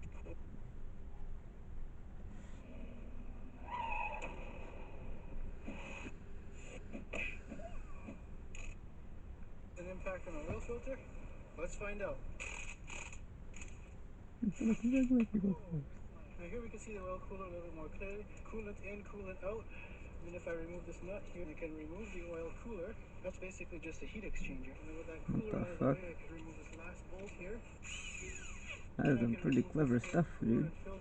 The Germans are smart. Now once I remove this gasket here, you can clearly see that we've got 2 passages that go to the oil filter, then the other 2 passages that go from the cooling jacket, pull off the oil filter, and then this area here extends into the crankcase where your PCV system is going to work on. So that's as far as I can tear this down today. I got to go order the head bolt tool. So it's been a couple of days and a snowstorm later, and I was finally able to get my head bolt tool shipped in here. You can see with this head bolt tool that it's not really a Torx, it's just a 6-spline drive. And what I like is that it's nice and long, so you can sit down in these little cavities over here and grab onto the head bolt. Alright, so we're going to go ahead and unscrew these head bolts here. It's a lot easier when you have the correct tool for the job. Now we're going to zip out these head bolts. Alright, now I'm going to go ahead and lift off the head. I'll take a look inside of this engine. You can see the tops of the pistons are absolutely coated in this carbon buildup. This engine was not taken care of, and it was definitely burning oil, or even had a bad PCV system. So here we've got the main components of the engine laid out here. We're going to take a closer look at the condition of this engine. So if you remember, this engine had a broken timing belt that most likely broke while the vehicle was in operation. So if you take a look at the head here, where most of the damage can be seen, if you remember, the pistons are going to be moving up and down. And what the timing belt does is it keeps the correlation between the pistons moving up and down on the crankshaft to the camshaft is what drives these valves. Now this engine's got 3 intake valves and 2 exhaust valves for really good airflow. Unfortunately though, if the piston is coming up at the same time the valve is pushing down, well, you're going to have piston and valve contact, and that's what's going to cause you to bend the valve. So in this case here, there's no camshafts inside, so there's no pressure on the valves. You can see the exhaust valves are nice and sealed, and the intake valves are also nice and sealed. But if we move over here to cylinder number 1, you can see that there's a gap here, and that means that this valve and also this valve over here is bent. And I also noticed a ton of carbon buildup, especially on cylinder number 3 here, which means that either the PCV system was dumping a lot of oil into this cylinder, or this engine was burning a ton of oil. If you want to examine the condition of these valves, you just take a hammer with a socket and hit it really, really hard, and then that'll free the valve. And if you turn the head over, you can pull out these valves, and here you can see how the valves are all bent up. There should be a straight piece that goes to here so it can perform a proper seal. That's not how you do valves, dude. What if you lose the separators and you have to actually rebuild the fucking car? This is not just as easy as replacing the valves themselves, because if the valve and the piston collided really fast, it could also cause damage You to just the work it really hard, what the hell? You could also damage things like your valve stop seals down inside of there, so you'd have to take this thing to a machine shop to get fully remachined, or you might just have to get a used head. Putting a used head on this thing is going to be very labor intensive. It might even total the engine or the car itself. However, if the valve-to-piston collision has caused so much damage as to damage the pistons themselves, which in this case I don't see too much damage. Then you'd still have to replace the piston heads in order to have a proper engine. And of course, removing the piston heads entails that you have to disassemble most of the engine components and basically rebuild it. Now, taking a look at these pistons here, you can see that they're absolutely glued up with carbon. This engine is not healthy at all, and you can even see the oil control rings here are all gummed up, so either this engine skipped a lot of oil changes and has been burning a lot of oil, and that's what's causing this carbon buildup. This engine was really not taken care of, especially given that they drove it until the timing belt broke. Nevertheless, in terms of the engine itself, I do have to admit, for a little 1.8 liter 4-cylinder engine, these are really beefy and heavy pistons, and because it's turbocharged, definitely has to be, because it's got to take more power than the engine size dictates. Now moving over here to the engine block, Volkswagen I think also did a good job here because they made it out of iron. Not very good for lightweight or economy, but it's definitely something that can take a lot of boost, especially when they put those turbochargers on here to put a lot of power through a small engine like this. Now generally speaking, when a timing belt blows, it won't really take the block with it unless there's severe damage in the engine, and you should be able to save this block. But taking a look at the block itself, you can see this here is where the oil pickup tube is going to start from the oil pan and draw in fresh oil down inside of here. It's then going to get filtered out and cooled off, as we saw the oil filter and its cooling circuit, and then sent back through the main oil galley. You can see the outline of its casting down over here throughout the middle of the engine. And that oil galley that runs down the middle here has these little holes that are going to tap down into it to feed oil to the crankshaft as well as the pistons to lubricate. Additional oil is going to tap off of that main oil galley and be sent out to the head over here. And that oil flow is then going to be sent up through the head through these holes over here to lubricate all of the components inside of the system over here. Now that oil is not only going to lubricate these camshafts, but it's also got to feed the chain tensioner that goes between the chain of the camshaft and crankshaft, which is this.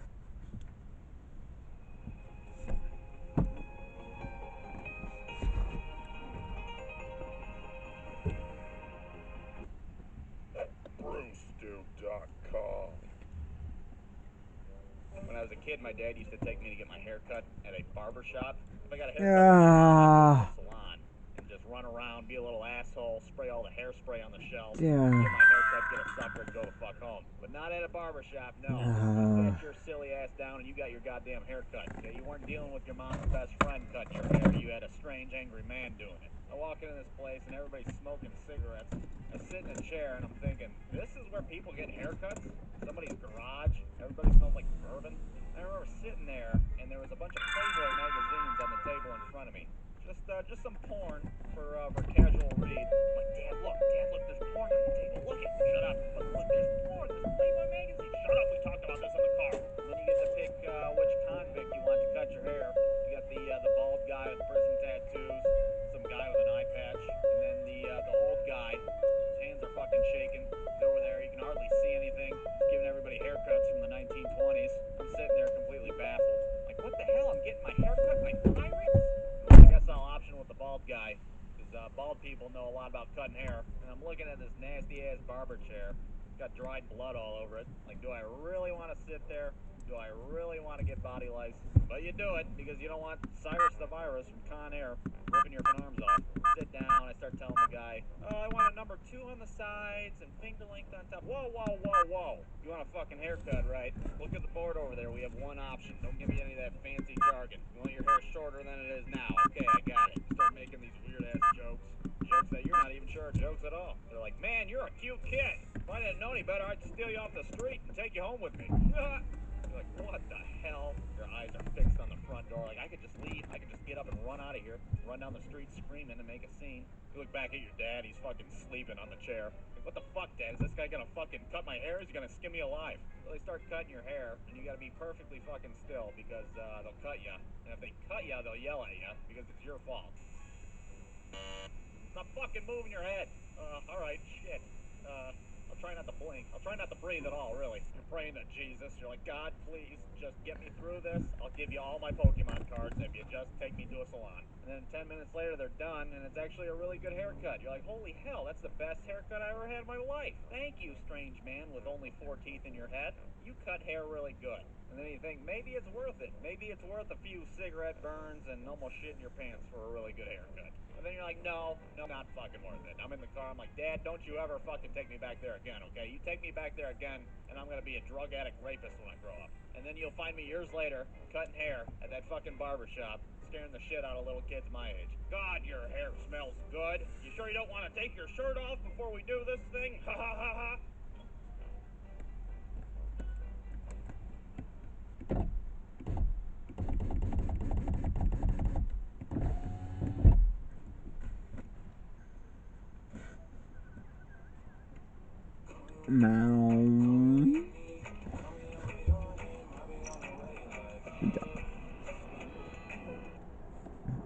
Alright, now when I was a kid, I walked to and from school. And I've noticed that not many kids do that anymore because, well, the world's a dangerous place these days. People like to snatch kids up off the street. Now maybe it was different in the 90s, or maybe my parents just didn't care all that much. Oh, they're fine as long as they stay in groups. Who's gonna be able to stuff 4 kids in a van all at the same time? Besides, if anyone gets kidnapped, it'll be the dumb one in the Scottie Pippen jersey. Isn't that right, Michael? I once pooped in my cat's litter box. You see, they'll be fine. Well, a walk to school was not very interesting in general, but we would play a game called field goal. And how you play field goal is, you run up behind somebody and you kick them in the ass. Kinda like you're kicking a fucking field goal. Not a very complex game. I mean, there's only one rule, and that is that you have to yell field goal right before you do it, just to give that person a split second to tense up and realize, oh, I'm about to get a size 4 philo right up my asshole. So we pretty much kicked our own asses all the way to school, and that was that. Now the walk home from school was totally different. Class is over, it's time to get your ass home. Pokemon's on at 4 o'clock, goddammit, I gotta get out of here. You wear Now, on our shoes journey home, there were a few landmarks that we would pass. Of course, the first one would be the porn shop that was 100 yards from the school. Oh, sick, look at that pervert. Oh, goddammit. But after that, we would be at the corner of the road where Linda, the cross guard lady, was. And Linda was a little off her hinges. She would say all these euphemisms and metaphors, and we wouldn't have the first idea what the hell she was talking about. It's a pretty nice day out today, ain't it? You could wax a water buffalo on a day like today. What the fuck is she talking about? Just don't look at her. If you make eye contact, she keeps talking. Like my pappy used to say, how you gonna pet your porcupines if you got no pine tar? You know what I'm saying? No, Linda, I sure as hell don't. I don't care how many porcupines you pet. I just want to cross the goddamn street. So from there, we head over to the Long John Silver. Or more specifically, the dumpster behind the Long John Silver. And it would be here where we would dare Michael to swim through the garbage for money. Michael, I'll give you a nickel if you doggy paddle your ass through the dumpster. I'm a dirty little bastard. Sounds good to me. Whoopee! Oh my god, he actually did it. Michael, your ass is gonna get meningitis or some shit. I don't care, I'm rich as hell. Ooh, there's hush puppies in here. So after Michael's dumpster diving, sometimes, if we were feeling frisky, he'd actually go into the Long John Silver. But since we're 9 years old and we got a whole $1.47 among the 4 of us, there's not a whole lot we can buy. The only thing that we can get is a box of crumbs. And if you don't know what crumbs are from Long John Silver's, well, it's where they take the leftover flaky and crispy parts from the fried fish, put it in a box, and serve it as a fucking side dish. Sure, it's disgusting, and it knocks a decade off your lifespan every time you eat a box, but again, we're 9 years old, what the hell do we care? How much does it cost for a box of crumbs? How much do you got? Just this nickel I got from swimming through your dumpster? Jesus, you're a dirty little bastard, aren't you? I sure am. Terrence, I need a box of crumbs, pronto. Crumbs? You mean the leftover fried batter? Yeah, that's it. Like the stuff that we scrape off and put in the garbage? Yes, Terrence. Stop asking questions. They're gonna give us money for it. There you go, you sick little animals. If your heart starts feeling funny, just eat more of them. Eat through the pain. Well, finally, we get to our houses. We got our boxes full of fried bullshit. These things are so good. It feels like my blood's going in slow motion. Hey, Michael, field goal. God damn it, you made me spill my crumbs all over. Ah, shit, sorry. I'll give you a nickel if you eat them off the ground. Sounds good to me. You're on. Bruce2.com. Gay, dude. That's what you do with your friend that's fucking gay.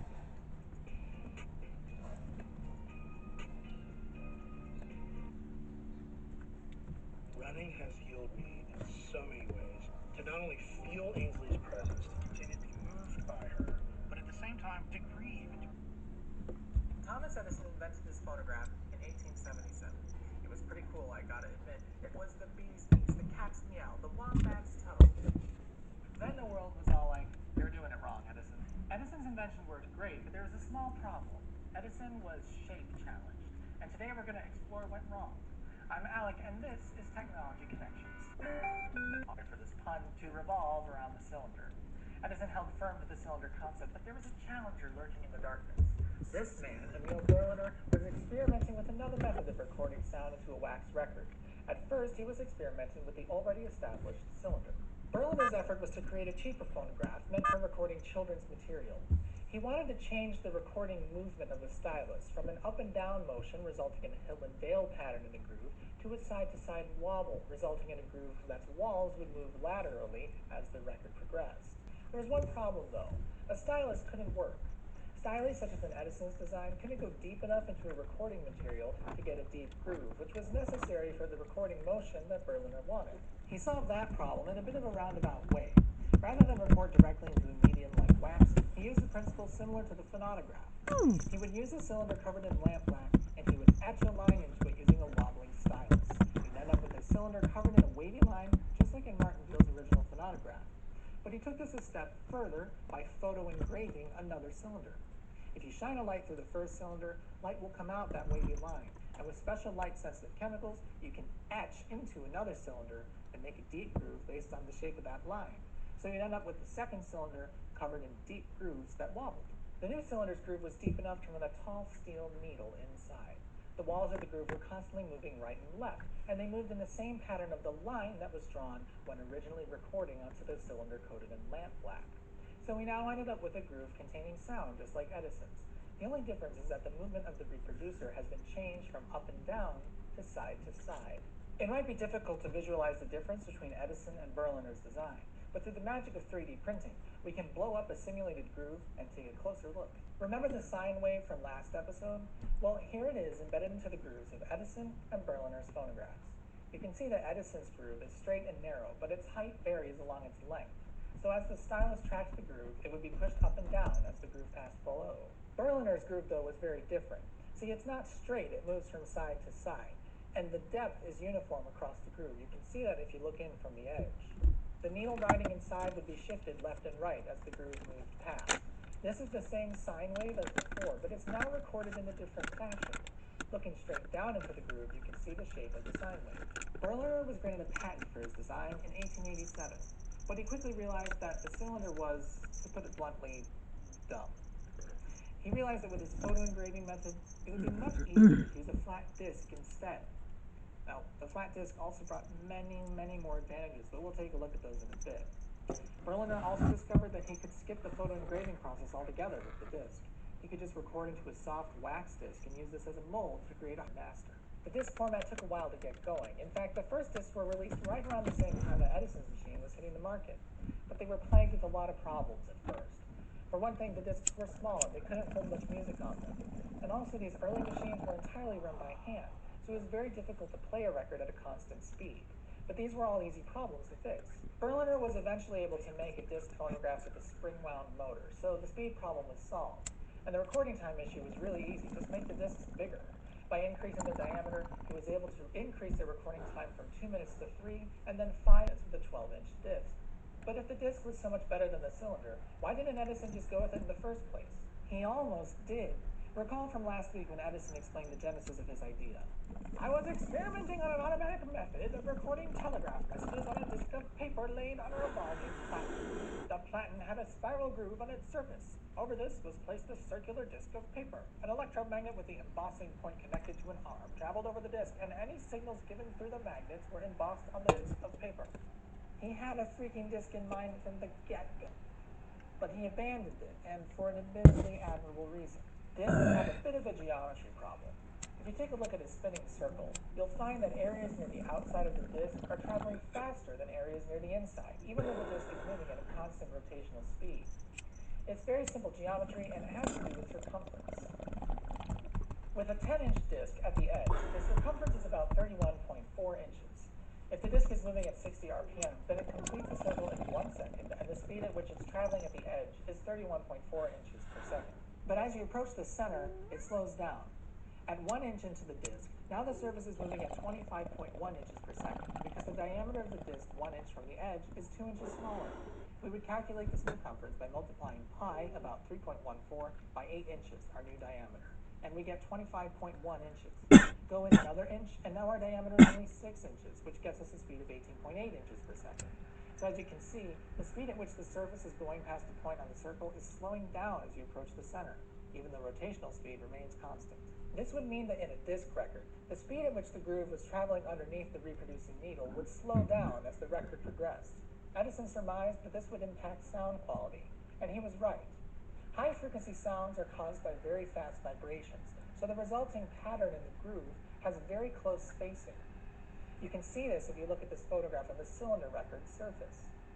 These bumps here are very close together and result in a very high-frequency sound. If the speed of the record were slowed down, they'd have to be even closer together. Eventually, you'd reach a point where they'd be too close together to make any sound. Edison understood this problem. It affects what's called frequency response. This is a measurement of what frequencies a device can accurately reproduce. We measure it in a range in hertz, a unit which also means cycles per second. Human hearing can perceive sound between 20 and 20,000 hertz. Sounds in the 20 hertz are very low in pitch. Likewise, sounds in the thousands of hertz are very high in pitch. The speed of the recording medium traveling under the reproducer directly impacts frequency response, and here's why. Recall that hertz also means cycles per second. A 2000 hertz tone, which sounds like this, can only be made if the diaphragm can move back and forth 2,000 times in 1 second. So imagine how this impacts the groove of a disc record. The walls of the groove will need to wobble 2,000 times in 1 second. With a cylinder, no matter where you are on the surface, the 2,000 wobbles will be a uniform distance apart. But on a disc, that's not the case. Going back to those speed calculations we made on the disc, with a 10-inch disc at the edge, we had a circumference of 31.4 inches. To fit 2,000 wobbles in that space, as would be required with the disc traveling at 60 revolutions per minute, would require 63 wobbles to the inch. But after the stylus has made it 2 inches into the disc, now the circumference is only 18.8 inches, so we need to cram 106 wobbles per inch to make the same noise. And this eventually starts to be a problem. We can only make the wobbles so close together before we run out of room. Eventually, we'd get to a point where the record isn't traveling fast enough for those wobbles to be recorded in the walls. They'd just be too close together, and what will happen is we won't hear the sound. And this is where the cylinder shines. Because the cylinder's diameter doesn't vary across its surface, at a constant rotational speed, the speed of the groove traveling underneath the stylus remains constant as well. So therefore, the frequency response of the recording doesn't change from beginning to end. The same cannot be said for the disc. The upper end of the disc's frequency response will gradually fall as the record progresses.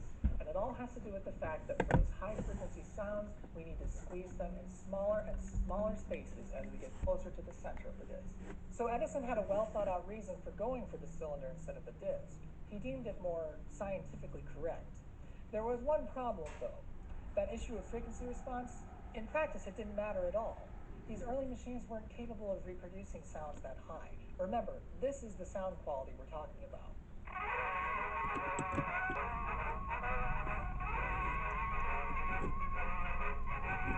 Any decrease in frequency response from beginning to end was pretty much imperceptible.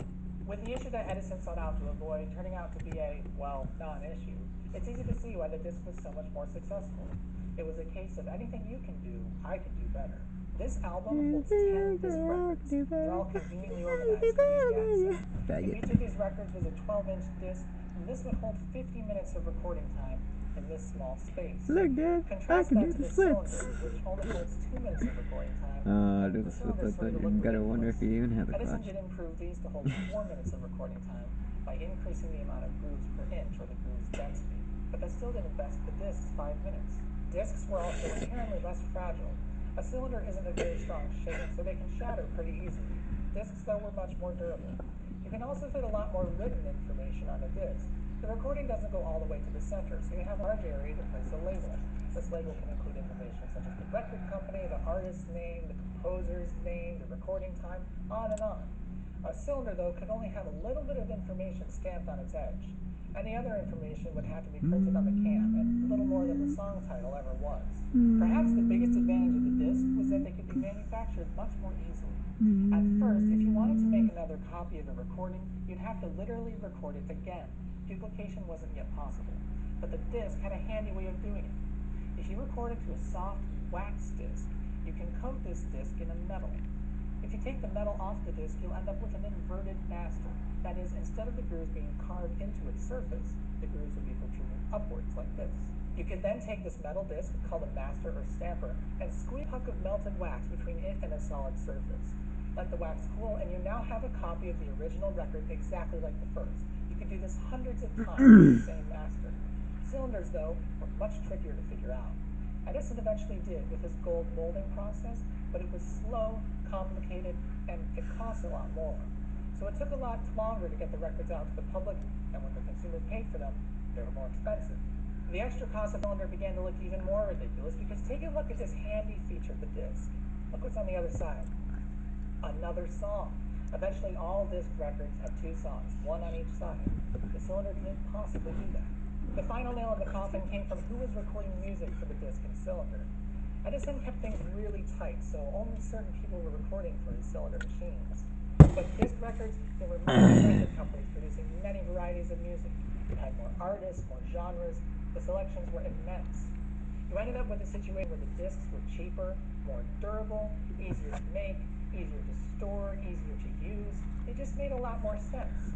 The choice is obvious. Go with the disc. Besides the discs being Well, you superior already from a ruined my technological fucking life. standpoint, they also had the powerful Victor talking machine company on their side. This company, though not well known initially, made a fortune in the market because of their unique idea. All phonographs need a sound amplifying horn to be heard, and in most cases, it was pretty ugly. But in 1907, they came up with the idea of concealing the horn into the cabinet of the phonograph. They called their concealed horn phonographs Victrolas, and they were an instant hit. At last, the phonograph looked like something that belonged in the home. Let's have a look at one of these machines. This is a Victor VV260 console phonograph from 1922. Rather than the bizarre-looking contraption most phonographs were, this machine looks like a piece of furniture and would fit nicely into the living room.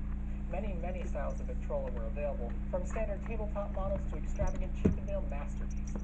Victrolas were so immensely popular that countless examples of companies adding Ola to their products appeared.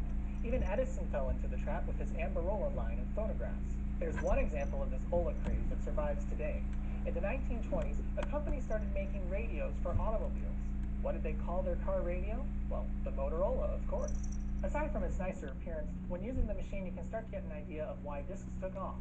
First of all, there's built-in storage. These doors here each hold 3 record albums, and each album holds 10 discs. On this side they hold 12-inch discs, and on the other side it holds 10-inch discs. You see, 12-inch discs can't fit on this side because the crank runs through this space. This works out to 60 records or 120 recordings, since there are 2 recordings on each disc. 120 cylinders couldn't possibly fit into this space. For one thing, they don't store very well. You can't really stack them, and if you try, well, they usually just roll away. But discs can be organized handily in size cabinets. Victrola-style cylinder machines did exist, but you simply couldn't store as many cylinders in a space like this. They're bulky. But discs can be handily stored away in just a narrow little cabinet. Score 1 for the disc. The doors in the middle here are actually covering the horn. Though it may not look like it, and indeed that was the point, this is the horn of the phonograph. It runs underneath the turntable and out through the front of the machine. So let's have a look inside and see how it works. Part of the disc phonograph's success was that it was much simpler and therefore easier to use. The discs are simply placed on this turntable, and a small spindle sticks out the center, which aligns the disc with a hole punched through the middle. Unlike a cylinder, there's no need to slide it over the mandrel or open a gate, and you can't possibly put it on the wrong way, well, other than upside down. The reproducer's design is the biggest distinction between the disc and cylinder. This is a Victrola No. 2 reproducer, and unlike Edison's, we can clearly see the diaphragm. It's this transparent disc of mica. See how the piece here is floating in the middle? It's glued to the center of that mica disc. The disc is held in place by a couple of rubber gaskets, and this allows it to easily move in and out, which we need to reproduce sound. Remember, the diaphragm has to vibrate to make noise. Instead of a stylus like an Edison's phonograph, disc phonographs use a steel needle, which rests in the groove of the record. The record's wobbling groove vibrates the needle side to side, which is why the diaphragm sits vertically. This arm transfers the vibrations from the needle up to the diaphragm. The reproducer's sound comes out this hole, and is mounted to this pipework which directs the sound down into the cabinet and out the horn. The arm it sits on glides from side to side, allowing the needle to travel the length of the record. Playing a record was very simple compared to a cylinder phonograph, and much of it had to do with the mechanism's simplicity. Unlike the cylinder phonograph, there's no belt transferring motion or a worm gear to move the reproducer. All the mechanism does is spin the turntable at 78 RPM. A governor regulates the mechanism's speed, and there's an automated brake which can be set to stop the machine at the end of a record, but that's just an optional component. Playing a record went like this. Pick it out, place it on the turntable, wind the machine, release the brake, and simply rest the needle on the record at the beginning groove. That's it. There's no stopper, no gate, just a very simple spinning disc and a needle to play it. There was one caveat. The cylinder benefited from having the stylus float over the surface of the record. Almost no force was placed on it, so the records didn't wear and the stylus was permanent. This design, though, places all of the reproducer's weight on one tiny point, and it weighs over 8 ounces. That could wear out the disc very quickly. There was a solution, though. The discs were made with an abrasive compound built in, and the needles were very soft. The idea was to wear the needle instead of the disc. A needle would be ground down from a point by the record, preserving the record's surface but damaging the needle. The needles were meant to be replaced with each play. That's what these cups are here for, to hold new needles and dispose of the old ones. This did add a layer of complication, but changing the needles was easy. Watch. You just unscrew this little wheel, take out the needle, grab a new one,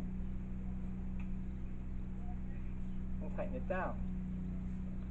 It also gave for some interesting options. A thick needle like this one makes a very loud and harsh sound, good for entertaining. But a thinner needle, quiet tone needle, makes a quieter sound, better for listening to music on your own. There were even ultra-quiet bamboo needles that would be used for late-night listening. And there were some needles called tungstone needles that had a tungsten tip. These only needed to be replaced every dozen or so plays. But consumers didn't mind changing them. It was much easier to change them than deal with a cumbersome cylinder, and it gave them versatile options. Let's listen to one of these newfangled disc records. First, we need a new needle. Then we need to wind the machine. About 30 turns should do. Then we just release the brake and put the needle on the record.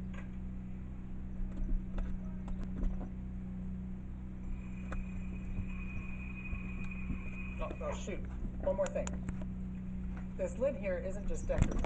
By closing the lid, we have eliminated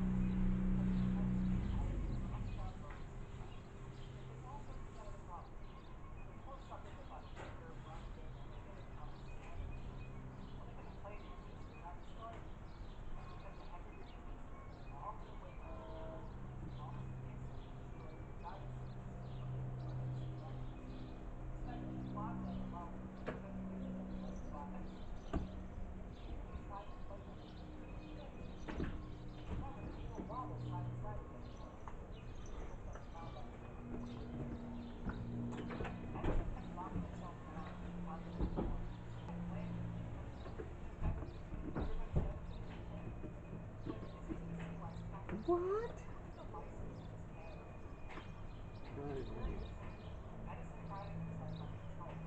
You could have just not released it.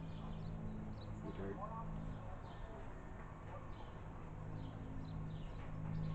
Still trying it.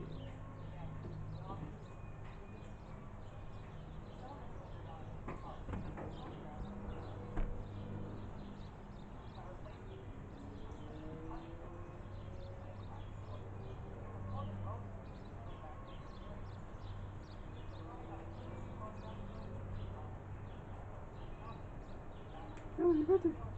Oh, fucking fine. No, I'm ready.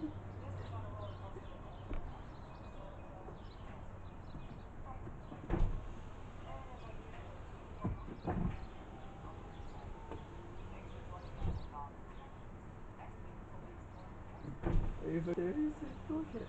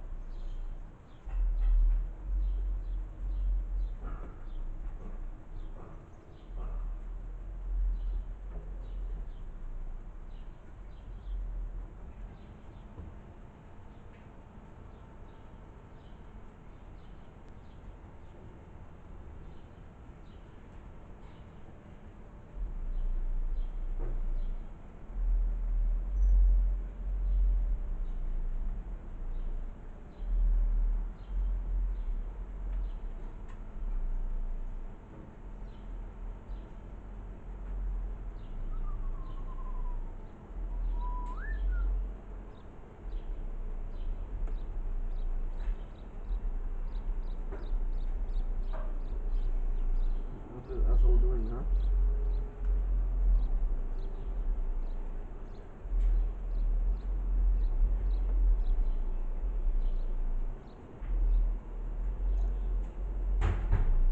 These records contain sound waves in this loop, and when the single machine goes to phonograph, the sound eventually loses its current. If you need to understand how the phonograph sounds in reverse, click here for 60 years ago? Fuck. I would think that sound waves come from nowhere. This is, of course, a radio. Signals make sound from nothing. Radio isn't magic sound, though. There's something behind it are pretty simple, and that's what we'll be talking about today. I'm Alec, and this is Technology. Radio is special because its invention brought about the birth of the electronic toolkit. Radio has been incredibly important in the history of radio, mainly in terms of sound and music technology.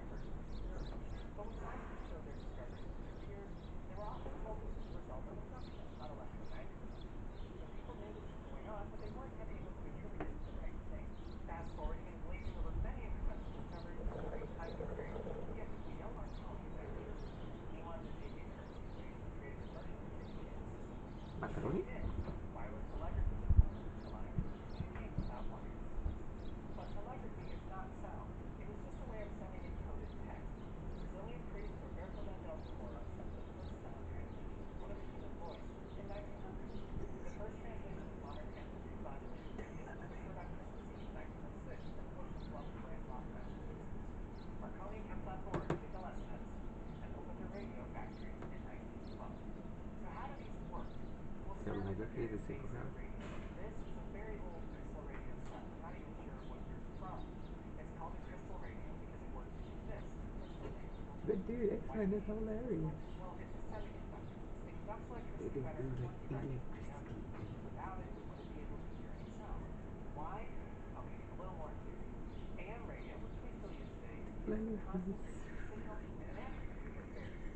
The signal is many times past the limit of human hearing in its frequency. There's times a day up between 540 and 700 hertz. That's between 550 and 1,000 hertz.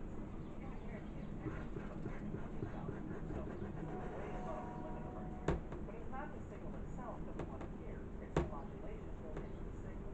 This is what a sound wave being broadcasted is. What the modulation looks like. Its amplitude varies with the shape of the sound. Aperture modulation. Modulation. The sound is modulated into the signal by alternating signal strength or amplitude. If we want to hear it, then we have to turn on this high frequency pump signal, like this. We need to tune out these high frequency signals to get the sound to work. That can work, but the more challenging thing lies in making the signal possible to hear. See, we want to hear this sound wave. This is the average frequency. This is the result we get. Nothing. As the frustration comes, high, and all again in each cycle, so the average is 0. We need some way to ignore the bottom half of the signal, and that's the delete button. Because it lets electricity flow in one direction but in the other, the bottom half of the signal will be greatly reduced, and we'll end up with a measurable signal. This component was called the detector, since it allows these radio waves to actually be detected. Without it, the signal would cancel itself out. Now, if we send this detected signal to the earpiece, we can finally hear the sound. You may have noticed that we haven't talked about these vacuum tubes yet. Crystal radios worked, but not well. They were unreliable, finicky, weren't sensitive, and they could only be used in headphones. We needed a way to pick up radio better. We also needed to figure out a way to make them louder so others could hear. Reed and Forrest got the ball rolling using a vacuum tube. Funny story, Thomas Edison actually rediscovered the principle that made vacuum tubes so useful for radio. Others had noticed it before, but his rediscovery of it brought remarkable changes. In his experiments with the light bulb, he discovered that electrons move close to bulb filament in only one direction. This phenomenon was dubbed the Edison effect. It had to do with the Edison effect is what we now call thermodynamic current. We discovered it when trying to figure out why the glass of the light bulb was blackened underneath. In those experiments, he placed a third electrode next to the filament of the light bulb to try and find out what was going on. He found that the current was flowing through the filament of the electrode, but only if the electrode was positively charged. The electrons hadn't been discovered yet, so there was no way Edison could confidently know who was up. Wait, what's going on with thermodynamic conditions is the filament is sputtering electrons off of it because it's hot. As electrons are negatively charged, they will flow towards the positively charged electrode, but not negatively charged ones. If you collect these electrons through current, you'll find that they only go in one direction. A man named John Ambrose Bundy used this principle to make the first diodes. These are the simplest vacuum tubes. A heated cathode sputters electrons into a vacuum envelope until the positively charged anode collects these electrons, and thus we get a current. Because of the one-way nature of standard conditions, any alternating current such as a radio wave can be rectified and recognize the signal before it sends to the diode. These vacuum tubes make excellent radio detectors. They did the same thing as the Bellina crystal, but they were electronic and much more reliable. So we've solved the reliability issue, but the signal we get is still too weak to do anything to drive headphones. We need a way to amplify the signal in order to drive a loud speaker. Back to Reed and Forrest. We took the diode and threw in a third element. The resulting tube, which we call the polyon tube, was amplified. Forrest's idea was to find a way to control the flow of electrons from cathode to anode. If you send a fairly large current through one of these already existing diodes, that didn't mean anything if you could control it. So Forrest added a controlled grid between the anode and cathode. If a negative voltage was applied to the control grid, electrons would be prevented from flowing through the cathode anode. In essence, the anode of the grid would control off the flow of electrons. This is why many Commonwealth countries call these valves. They function as literal valves for electrons. The control grid is able to directly direct the current traveling through the tube. It's just like turning a faucet on and off. Here's a picture of one of the first anion tubes. The 4 wires at the base originally connected to a filament. It's since burned out, but this filament would sputter electrons off its surface. The plate at the top was positively charged, so it would attract and collect these electrons. But they had to go through the control grid first. That's the waveframe here. If a negative voltage was applied